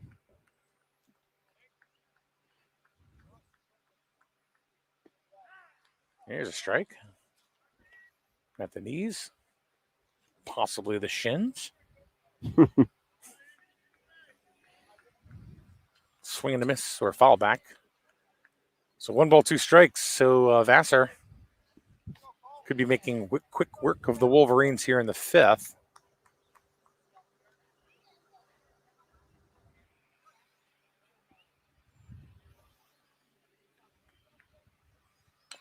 There's a bouncer to first. And they got him. Nice play by the first baseman. Vassar. No, his first baseman is Navickas to Vassar. Vassar did his job and got out to the bag, and first baseman, even after falling down, was able to make the play. So 3 up, 3 down here in the top of the 5th. We're going to the bottom of the 5th. 3-1 Wolverines.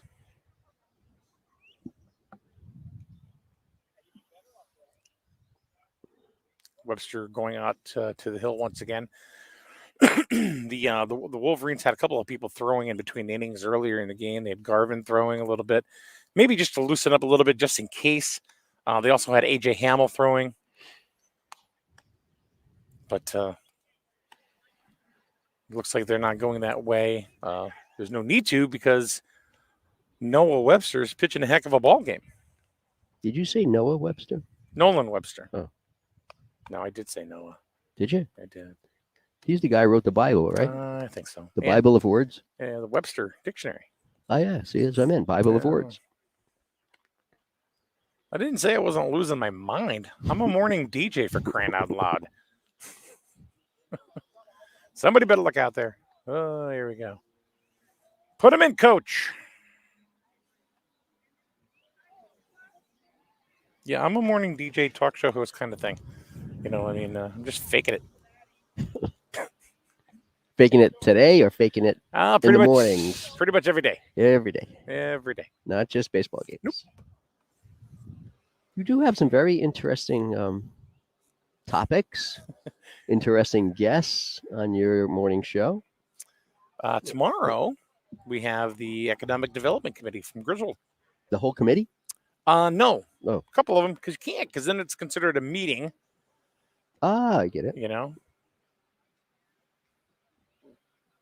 So they can't do that, then, you know, because if you show up at an interview and you have a quorum, then all of a sudden it's an official meeting. Did you know that? I just found out. If This two very selectmen second. show up. If 2 selectmen show up for an interview, then it's an official meeting. Because it's a quorum. Yeah. Imagine that. Even though there's no agenda or anything, it doesn't matter. No, doesn't matter. There's a big inning here for there's an agenda. for the Wolverines. There's always an There's agenda. always an agenda, Merch. Yeah. Webster, first pitch. Out to D'Amico and right. Oh. Gavin kind of totally misplayed that. I don't know if the sun, because the sun went in his eyes, but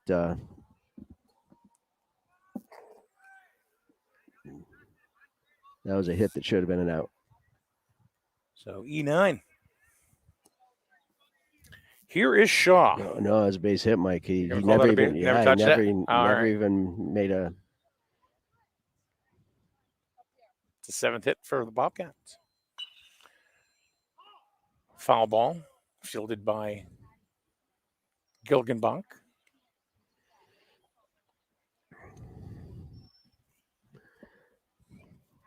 Yeah, this is the part of the order that you would think would come around after seeing Webster for the third time to maybe do some damage.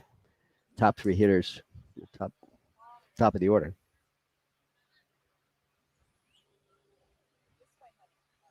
There he There goes. goes. And there's a bouncer foul.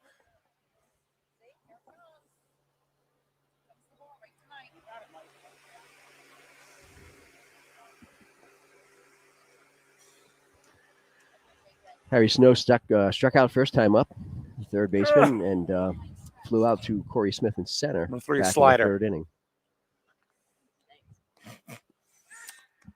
I'm ready to get in the game now.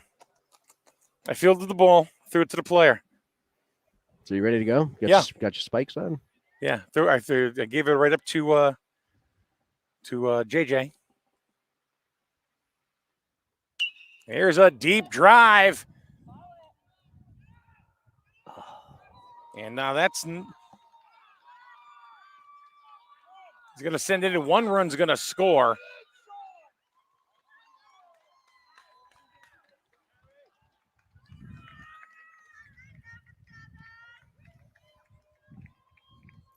Kind of knew Snow was going to get a hold of one at some point.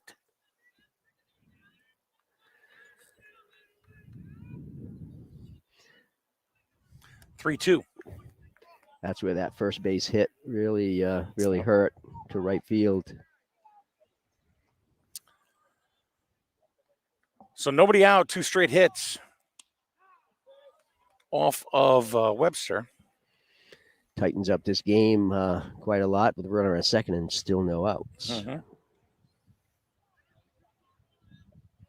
That's the 9th hit off of Webster this afternoon. There's a base hit down the third base line. That's going to be It's gonna fair. That's going to tie it bring the up. tying run around. The ball gets into Mitchell. And just like that, Bacon has tied the game 3-3. On a base hit and an RBI from Jack Novak, the designated hitter.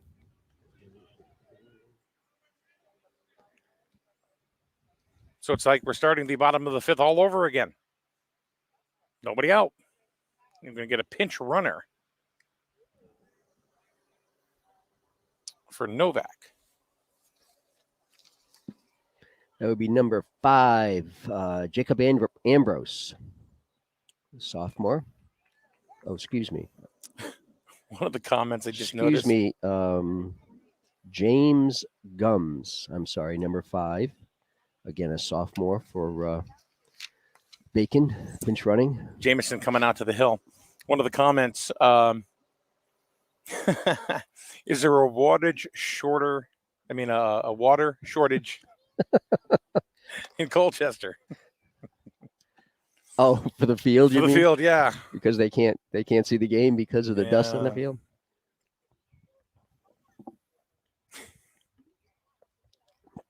I'm not sure you can get water back here. I don't know. Have to get a fire truck back here or something because we're out in the woods. So Jameson has the entire infield, and here comes the ump. Jameson paying him no attention, and the ump walks away. Trying to settle down Webster, I believe. Keeping him in the game. Yep.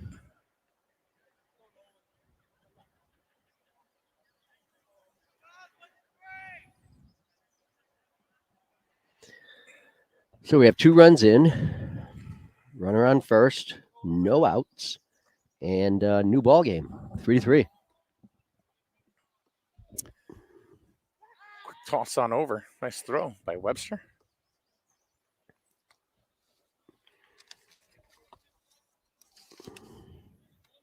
Again, that's James Gums, who just came into the game to pinch run. Look at that dust bunny right there. Holy moly. There are little mini tornadoes. That's what they look like out Yeah. there. Well, there's no wind right now. No, It's pretty still. Little movement in the trees.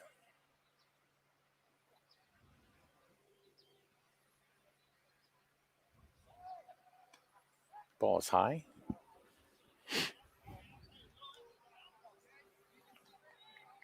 Wolverine's not out of the ball game by any stretch of the gosh, no. imagination. They are It's, hanging with the Bobcats Yeah, 3-3. quite well.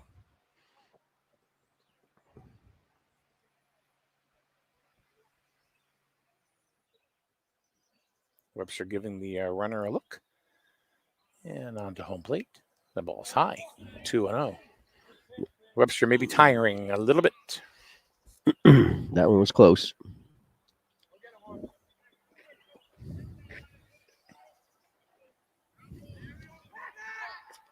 The toss over to first.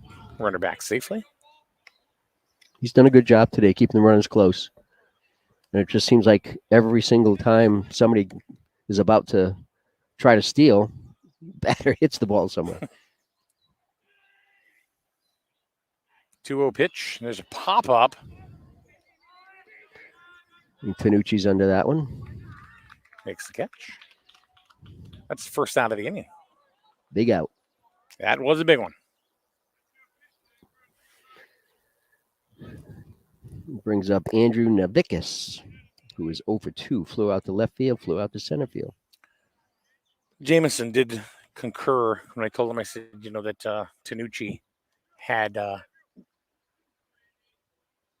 certainly improved a lot over the course of the year. There he goes. There goes the runner. And it's foul.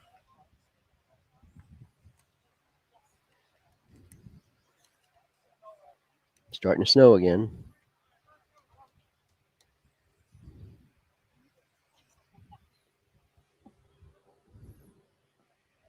You probably can't see that on camera, so everybody thinks I'm crazy. No, yeah, you can. Oh, you can? Oh, yeah. The ball's really high. 1-1. And my allergies aren't bad enough. We have things floating in the air. Look like little orbs. Little orbs. Orbs. There he goes. And Merchant could not get that out of his glove. It wasn't the throw. He just couldn't get out of his glove. Stolen base. Let's run score in position.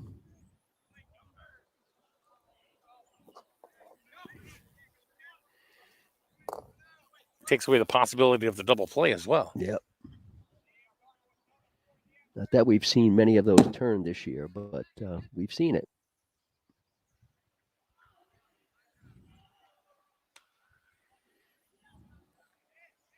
Seems to be out of play. Yeah. Oh, I'll say.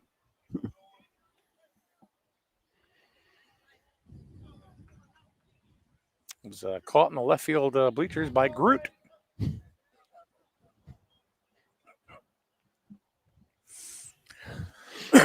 Well, here's the pitch. Nice stop by Merchant on that one. Yeah. You had to decipher what is the ball, what is the dust. Yeah, I don't Wasn't sure. know how to even see the ball. So with full count, Webster certainly seems to be laboring a lot now to pretty much every batter. And there's a bouncer foul off the third base side. So 3-2, 1 out, tie score. Another one he hit off his shoe tops with a very low pitch.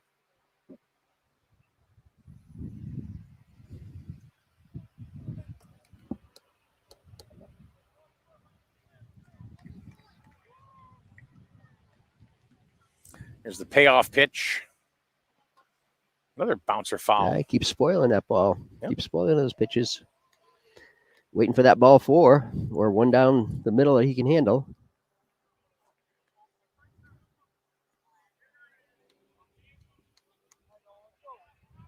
Coaches today, John Shea, former UConn standout, coaching Bacon, along with Mike Jameson, his 4th year here coaching the Griswold Wolverines.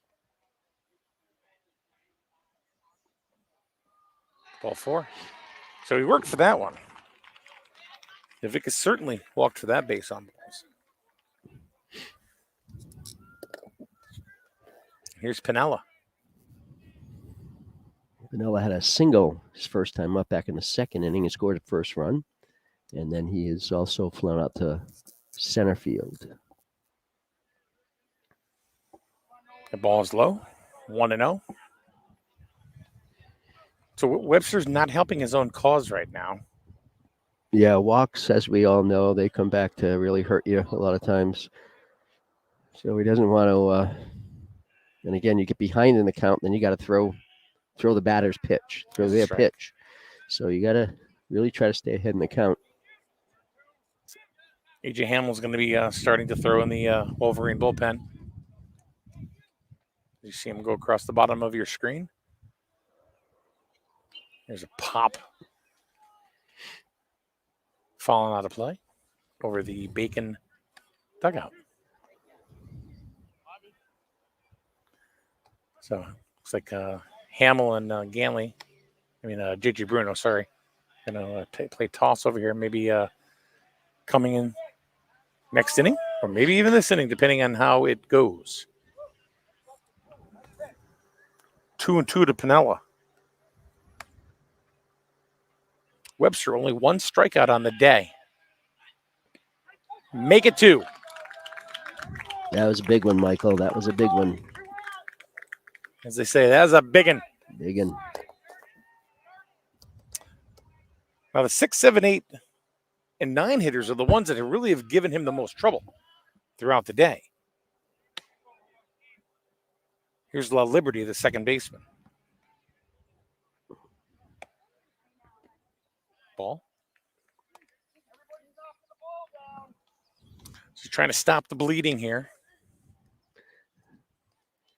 Try to keep the ball in the infield if possible.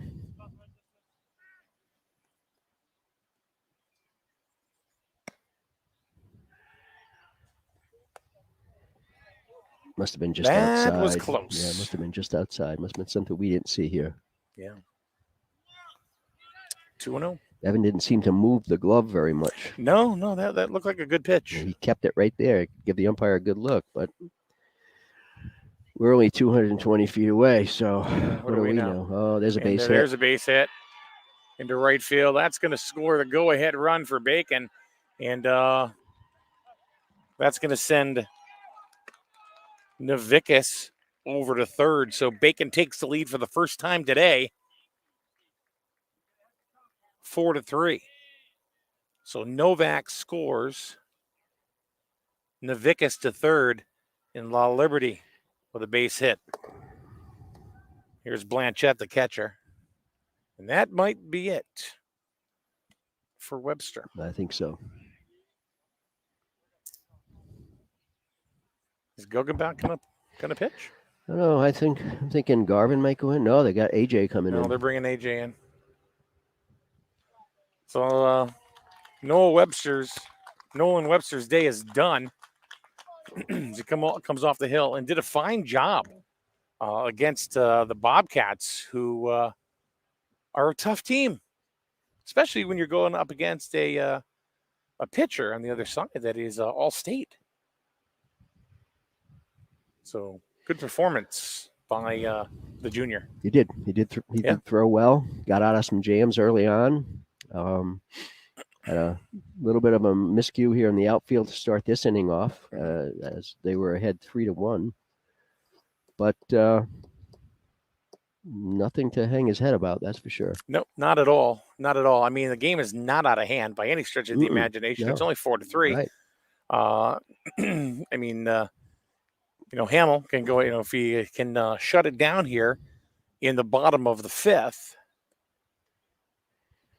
Yeah, Griswold's not going to lay down and go away easy. They're going to come back and, fight and scratch and do whatever they need to try to get in this game, stay in this game, and pull something out here. Hamill's velocity has gone up through the year. Have you noticed that? I think so. Yeah, I agree with you. And again, we see him at a different angle now than when we see him normally. Normally, we're back at the backstop, and you can't really judge it as well. But from where we're,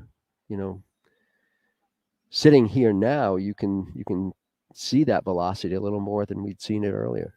It's hard to see when you're behind home plate, like in a. But yeah, he's bringing a little heat there. So set the table for us, Mr. Merchant. What do we got? The table.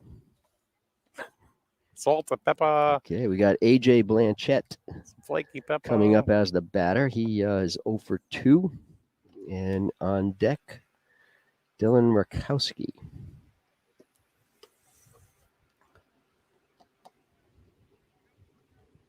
It's only the bottom of the 5th. We've still got a couple innings to go. This game is not over by any stretch of the imagination. Nobody's getting blown out here, thanks to the great pitching performances by both Vassar and Webster. AJ's just going to come in here and, do his job as a reliever and get that final out without any other runs being scored. We do have runners at first and third, so certainly a threat over there on third base.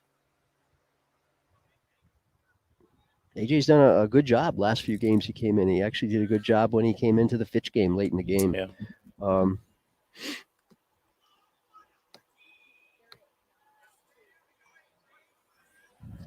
Thanks for joining us on YouTube, Facebook, Twitch, wherever you happen to be joining us here for Griswold Wolverine baseball. First pitch is in the dirt. Ball 1 to Blanchette. Good stop by Merchant.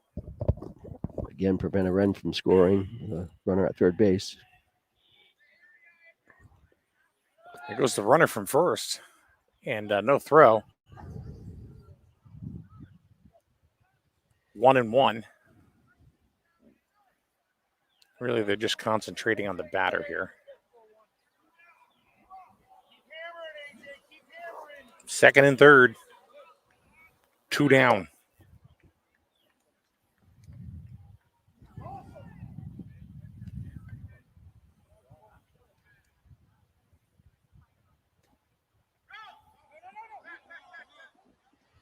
Just barely scooted away from Merchant, but he picked it up in plenty of time. Just off the webbing.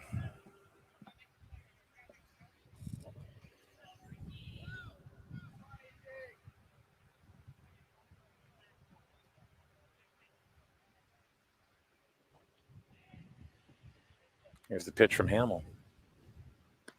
Ball is high, 3-1. Boy,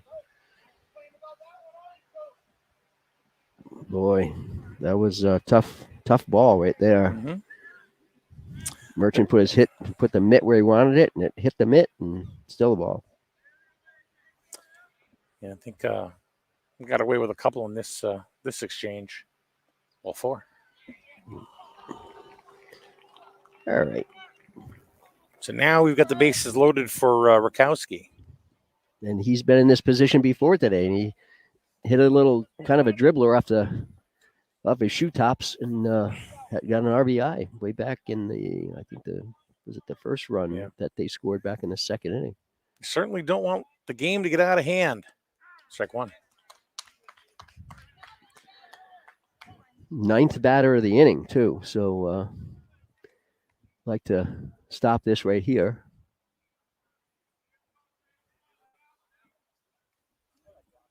Here's the pitch. Curveball. Outside. 1-1. Very nice field. Dry, but a nice field. Yeah, dry. But a nice field. I kind of feel like I need a shower. Just swing and a miss. He kind of elevated him. And Rakowski chased it. So now Hamill is up on the count 1-2. Once they get out of the 5th inning, stranding runners on first, second, and third. Time is called.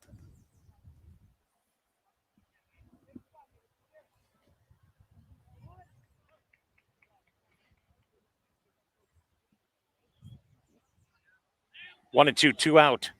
Hamill from the stretch. Got him.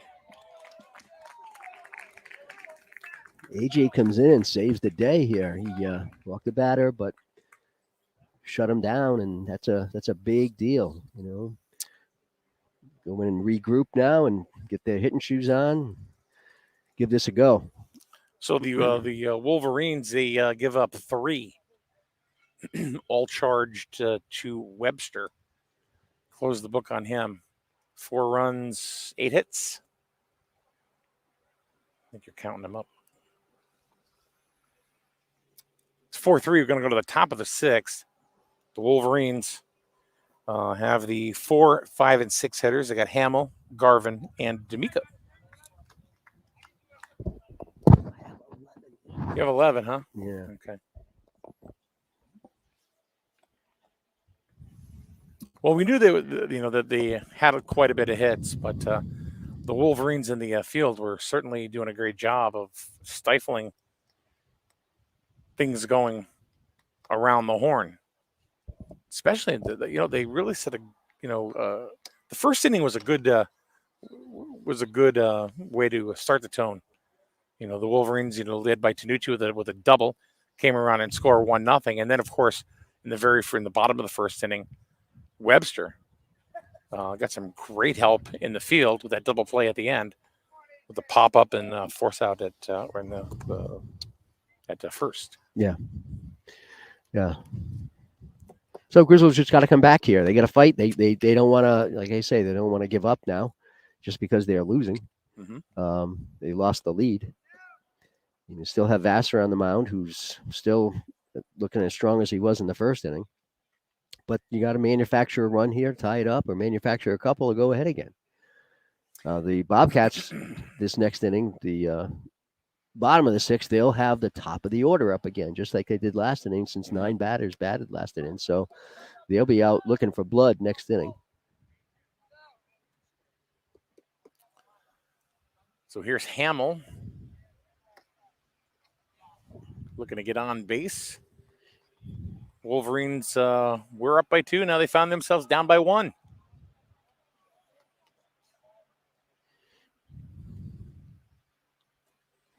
Here's the first pitch, strike 1. AJ's 0 for 2. He struck out looking the first time, and then he grounded out to short back in the 3rd inning. Mm-hmm.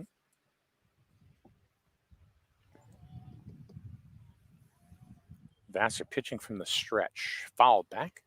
I want to thank Griswold Dental for sponsoring and supporting us here at SNSN. They will make you smile. That is Dr. K's and his team's slogan. And if you don't believe it, check them out. Any kind of dental work that you could possibly need at Griswold Dental, give them a call, 860-376-2624. Dr. K and his team, they'll make you smile. Swing and the foul back. So it's still 0-2.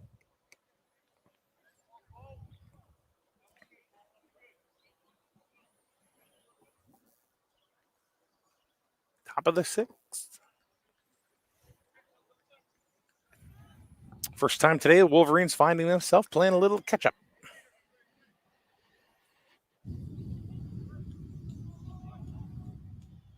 Here's the pitch from Vassar. The 0-2.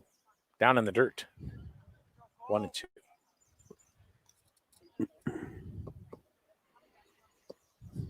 One of the things that Jameson told me earlier, too, is like there are 2 kids on this team that are just baseball kids. One of them being Sean Garvin. Yeah. And Tanucci was the other. So just baseball kids. Strike 3. He got Hamill looking. We got some rowdy Griswold fans over here. Not happy about that call. No, it looked a little low to me, It was too. a little low. There was a couple of pitches last half inning that looked better than them, and they called them balls. Here's Sean Garvin. Sean's had a very good year as a freshman here with the Griswold Wolverines. Very promising player, as well as Chris Tanucci, Colin Mitchell. All the freshmen have bright futures. And considering, if you look back at COVID, strike 1 to Garvin. We talked about it a lot this year. Last organized ball, Little League. Bounce foul. Garvin finds himself in the hole 0-2 quickly. They need something to get this going. They need somebody to get on base.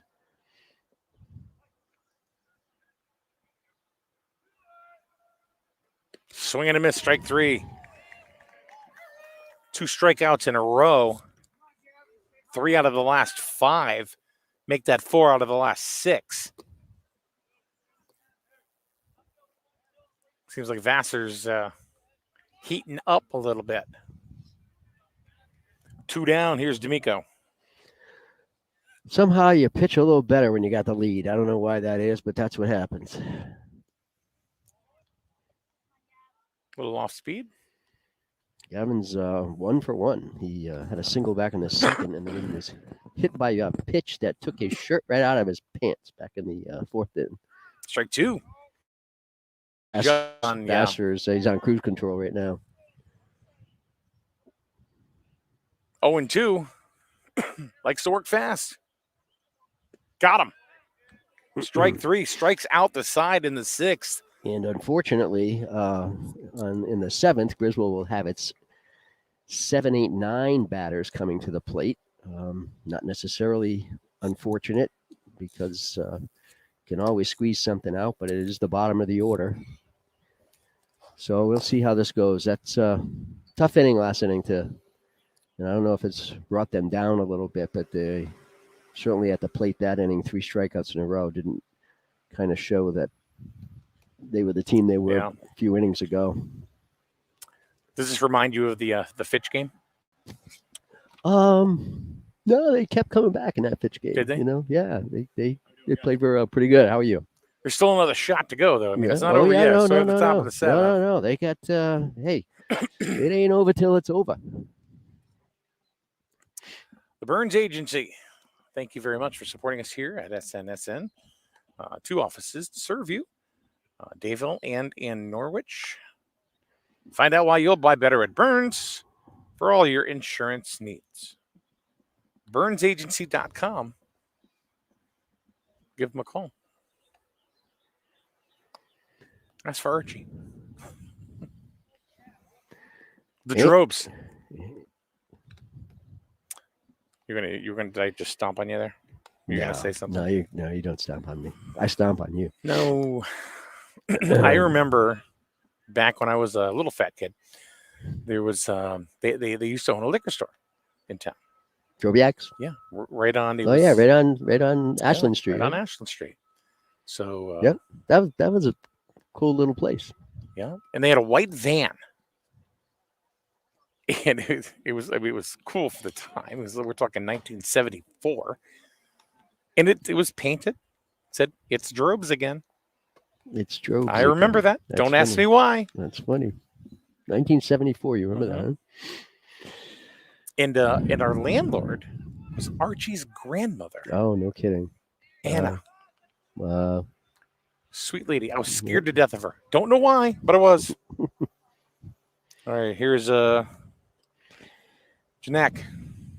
Yeah, not only do the Wolverines have to come back in the 7th and do something offensively, they've got to hold Bacon here. Yeah. You know, a couple 2-3 insurance runs here could really seal the deal for the Bobcats this afternoon. Tell you what, the way Vassar pitched that last inning, it's gonna be tough. It's gonna be tough. That was troubling for Wolverine fans. The way there's a strike, 1-1. It's been a good game, though. Yeah, it has. Well, again, it's only 4-3. I'm not saying that we don't have chances to come back here, but we have an inning to go. Now we got to hold them. The 1-1, strike 2. Nice pitch. pitch. That was a really nice pitch by Hamill. Wolverine fans cheering on A.J. Hamill. Wants to punch out Janak here with the K. Hit him. I'm sure that was very unintentional because with 2 strikes, you don't want to hit the batter. Down 4-3, you don't want to hit the batter. Absolutely.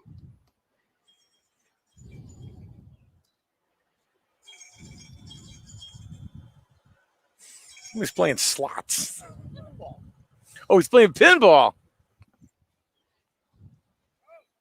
That's the father of the Tire Queen. How does the sister feel about not being the Tire Queen? Feel a little jilted? I don't blame her. Tire Queen. All right, here's Snow. We had a double last time up and scored a run last inning. But the first time up, when he ended up striking out, he jacked one to right field that went all the way to the fence, just to the right of the foul pole, and hit the fence. We thought it was out. Strike 0-2.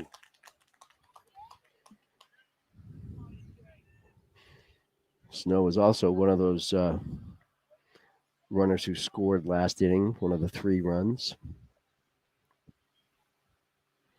Janak, Snow, and Novak were the first 3 batters, and all 3 scored last inning, back in the 5th.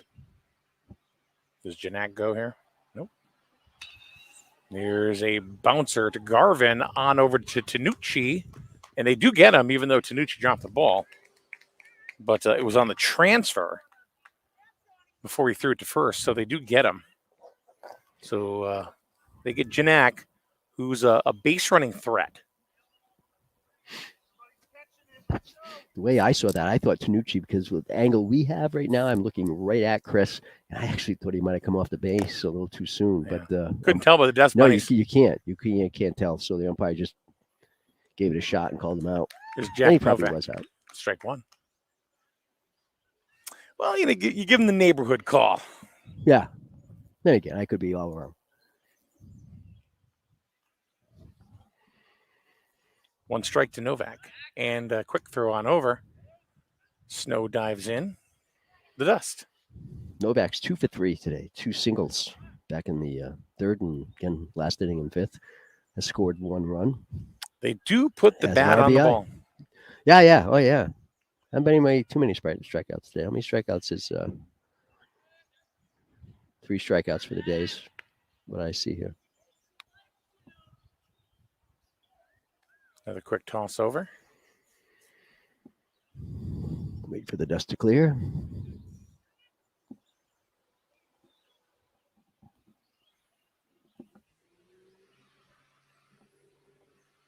Oh, 0-1. Foul back. Hamill up 0-2. So Hamill, even though he's walked a couple, he walked one and hit one, he's getting ahead of hitters. Yeah. AJ actually looks very good out there, and he has for the last few games. Yeah. And as you pointed out, we don't get a chance to see the velocity as well when you're behind, the backstop. Here goes the runner. And there is a pop fly. Uh-oh. It's going to D'Amico, and he's going to make the catch. I'm not sure where he threw. Threw it to second. So 2 down.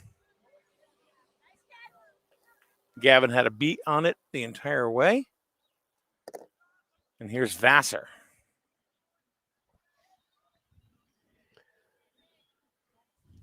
Colton's 1 for 3. Has single back in the 2nd, and fielder's choice back in the 3rd, and pop up to shortstop last inning. Has pitched a very good game. So let me ask you a question. Little scenario for you. Let's say, hypothetically, Griswold goes up 5-4. Do you bring in Gilgenbach to pitch boy. the 7th? Oh, boy. Oh, boy. There goes a runner again. Pop foul. It's got to go back 90 feet. That's a good question. He can pitch today. Is that what you were told? He can pitch. He can. How many? It's a new pitches? week. And they go by calendar week. I believe so, yeah. Because he said he wasn't going to throw him today because he just threw him Saturday. But do you bring him in?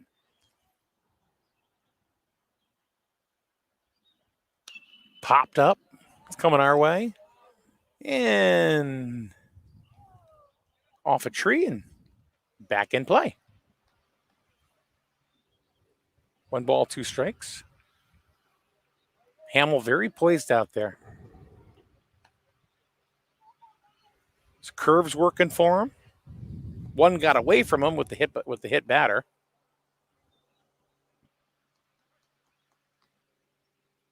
One ball, two strikes, two outs.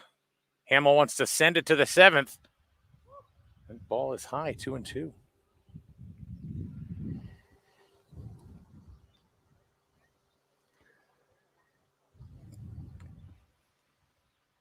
Vassar looked really tough last inning. Yeah, That's two, extremely. really.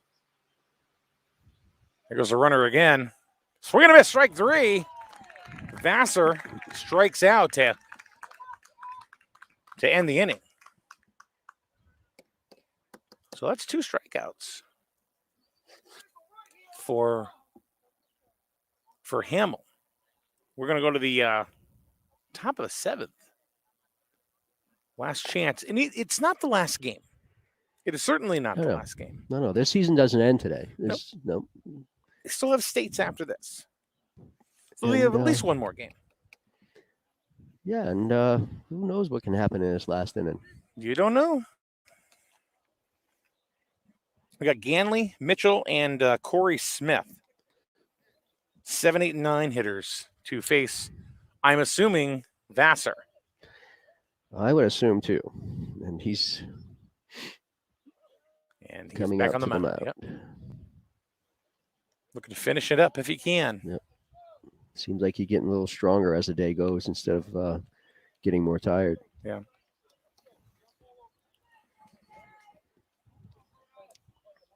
Well, looks like we're going to have a pinch hitter for Ryan Ganley. J.J. Bruno. Yeah. For a lefty at him, see what happens. J.J. had a base hit Saturday's game against Wheeler. Mm-hmm. Kids can hit. They can certainly hit.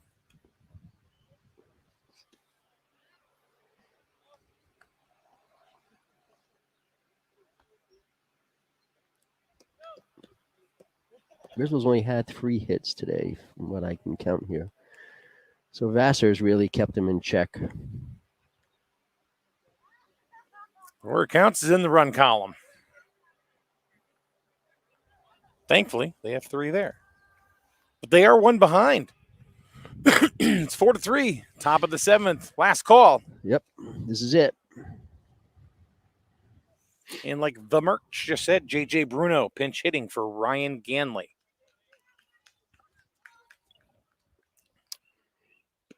Strike 1.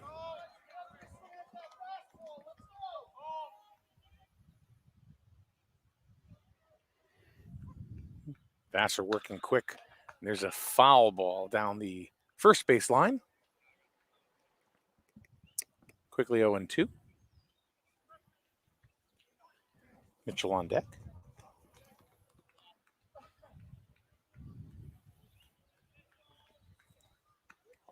Ball high.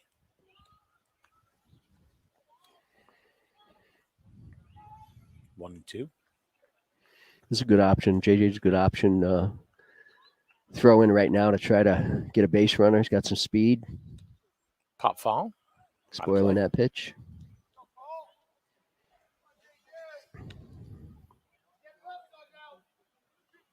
JJ, one of the smaller kids on the team. Yeah. JJ plays soccer as well. A lot of these kids play multiple sports just because of the size of the school. Swing and a miss. They're going to throw down to first, and they get him since the catcher dropped the ball. So 1 down here in the 7th. Here's Mitchell.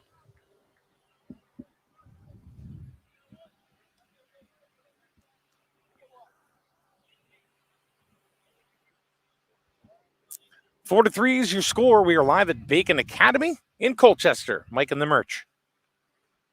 ECC playoffs. Strike 1 to Mitchell.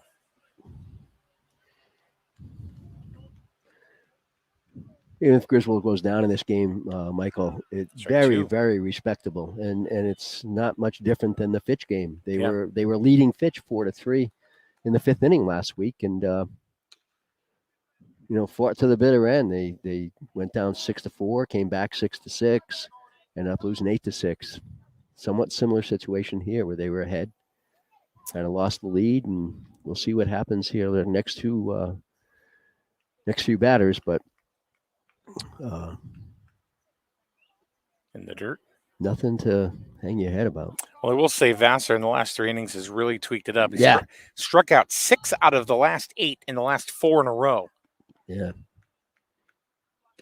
Make that 5. I'll tell you what, this is his all-state performance coming through. He threw that ball as hard or harder than any pitch in the game so far, and he Right. just blistered it by Colin Mitchell. So here's Corey Smith. Last hope for the Wolverines here in the ECC play-in game. He bunts and goes straight back. Just to give you an idea, the velocity that he's throwing at, that ball just you chipped see? off. Look how Right. far It back just it went. tipped off the bat on a bunt and went as Probably 150 feet. yeah, I agree. That thing went. That was because of the velocity of the pitcher.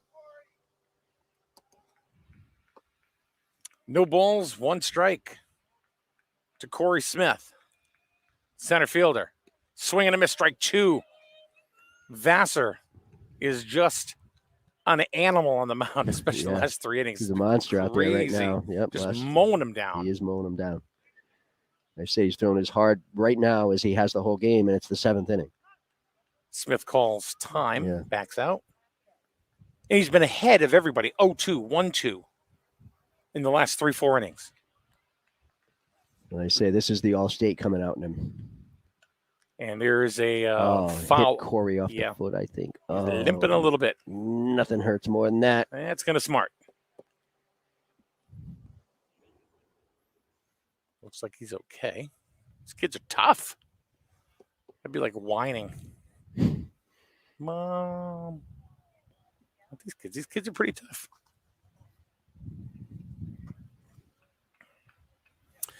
So now you got a banged up Corey Smith with 2 strikes, 2 outs, top of the 7th. And he's facing this guy on the mound that is just An animal. throwing bullets. 4-3 the score. But I'll tell you, no matter what happens, the Wolverines should not hang their head low because they hang with the Bobcats today. Did a great job. Fouled back. Corey is not going to go down easy. Chris Tanucci on deck. Corey should get on.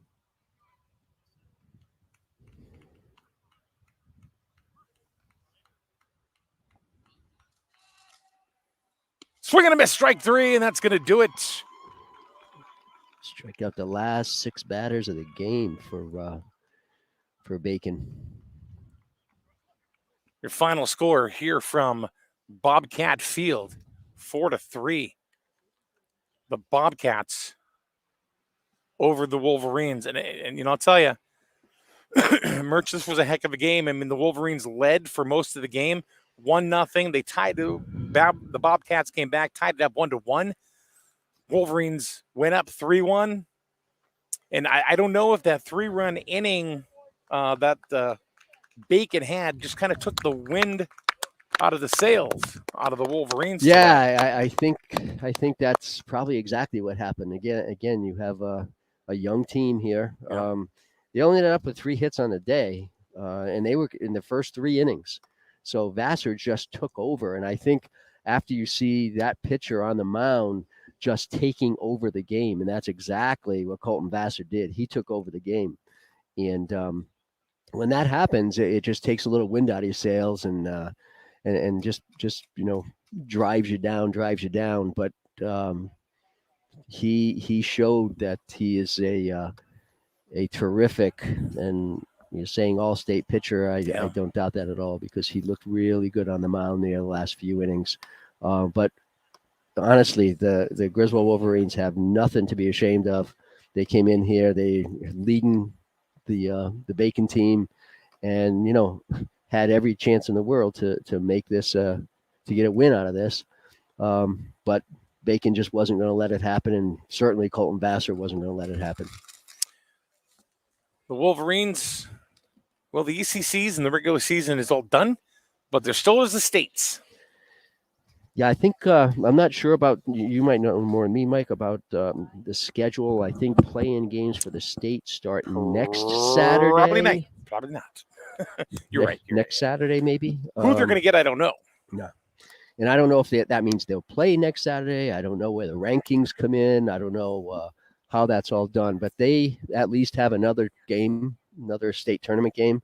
And again, for a young team like this, every game, every experience will help them going forward, help them next year, help them the year after, because there's nothing like having experience and experience against good teams. And obviously, Bacon Academy is a good team. They're going to go ways in the ECC tournament. And again, I have a feeling that whoever they draw in the state tournament is going to be one of the top 5 to 10 seeds. Because with their 8 wins, they're probably Griswold's probably going to be in the lower portion of the rankings. So they're going to play a really good team, and they're going to play away. But every bit of experience and game time these young players can get is going to be so valuable as they continue their careers over the next year or 2 years here at Griswold. Yeah, and in the last 2 out of 3 games that the Wolverines had, great experience against larger teams like a Bacon Academy, Fitch, and they hung with them. Ledyard. They were ahead of Yeah. Ledyard. They were ahead of all 3 large division schools that they played this year. With a young team. Yeah, they were beating Ledyard, they were beating Fitch, and they were beating Bacon. So again, a year or 2 from now, that's going to change, where when they get ahead of somebody, they're going to be able to hold the lead and not lose it, because they lost the lead 3 times every one of those games. But the more experience you have and the more maturity you have, the more opportunity going forward, you're gonna win those games. Yeah. Two great pitchers going to go into next year. Of course, you've got Webster and Gilgenbach. I think next year is going to be a great year for the Wolverines. This is a building year, an experience year. And like I said, the last Jameson was talking about the last 6 games that he felt that they've done really well, win, lose, or draw, and they're just hanging with they're hanging with the big boys. So I'll tell you, the infield has really come around. Again, the infield consists of three freshmen and junior for the most part, when you have Evan Gilgenbach on the mound. Right. But the first half of the season, the first 6-7 games, you almost wanted to close your eyes when the ball was hit to the infield, because everything was an adventure. I'll tell you what, Chris Tanucci, Sean Garvin, Colin Mitchell, they came around, and Webster's, pretty consistent over there, has been pretty steady the whole time. But those 3 freshmen have come back over the last 5, 6, 7 games and have done a great job. They've turned it around, and they are playing out there with confidence and experience, and they've improved tremendously, as you said, over the last 6, 7, 8 games. It's going to wrap it up for us here at Bacon Academy. Once again, the Wolverines fall just short of the Bacon Academy Bobcats in the play-in game for the ECC championships. Don't worry, folks. There's still at least one more game to go. That will be a CIAC Round 1 state tournament game, and we will make sure we are there for that as well. So once again, the final score from Bobcat Stadium: the Bobcats 4, the Griswold Wolverines 3. I'm Mike Minarski for Kevin Merchant. Thank you very much, and thank you to all of our sponsors and supporters that make this possible. Have a great night, everyone.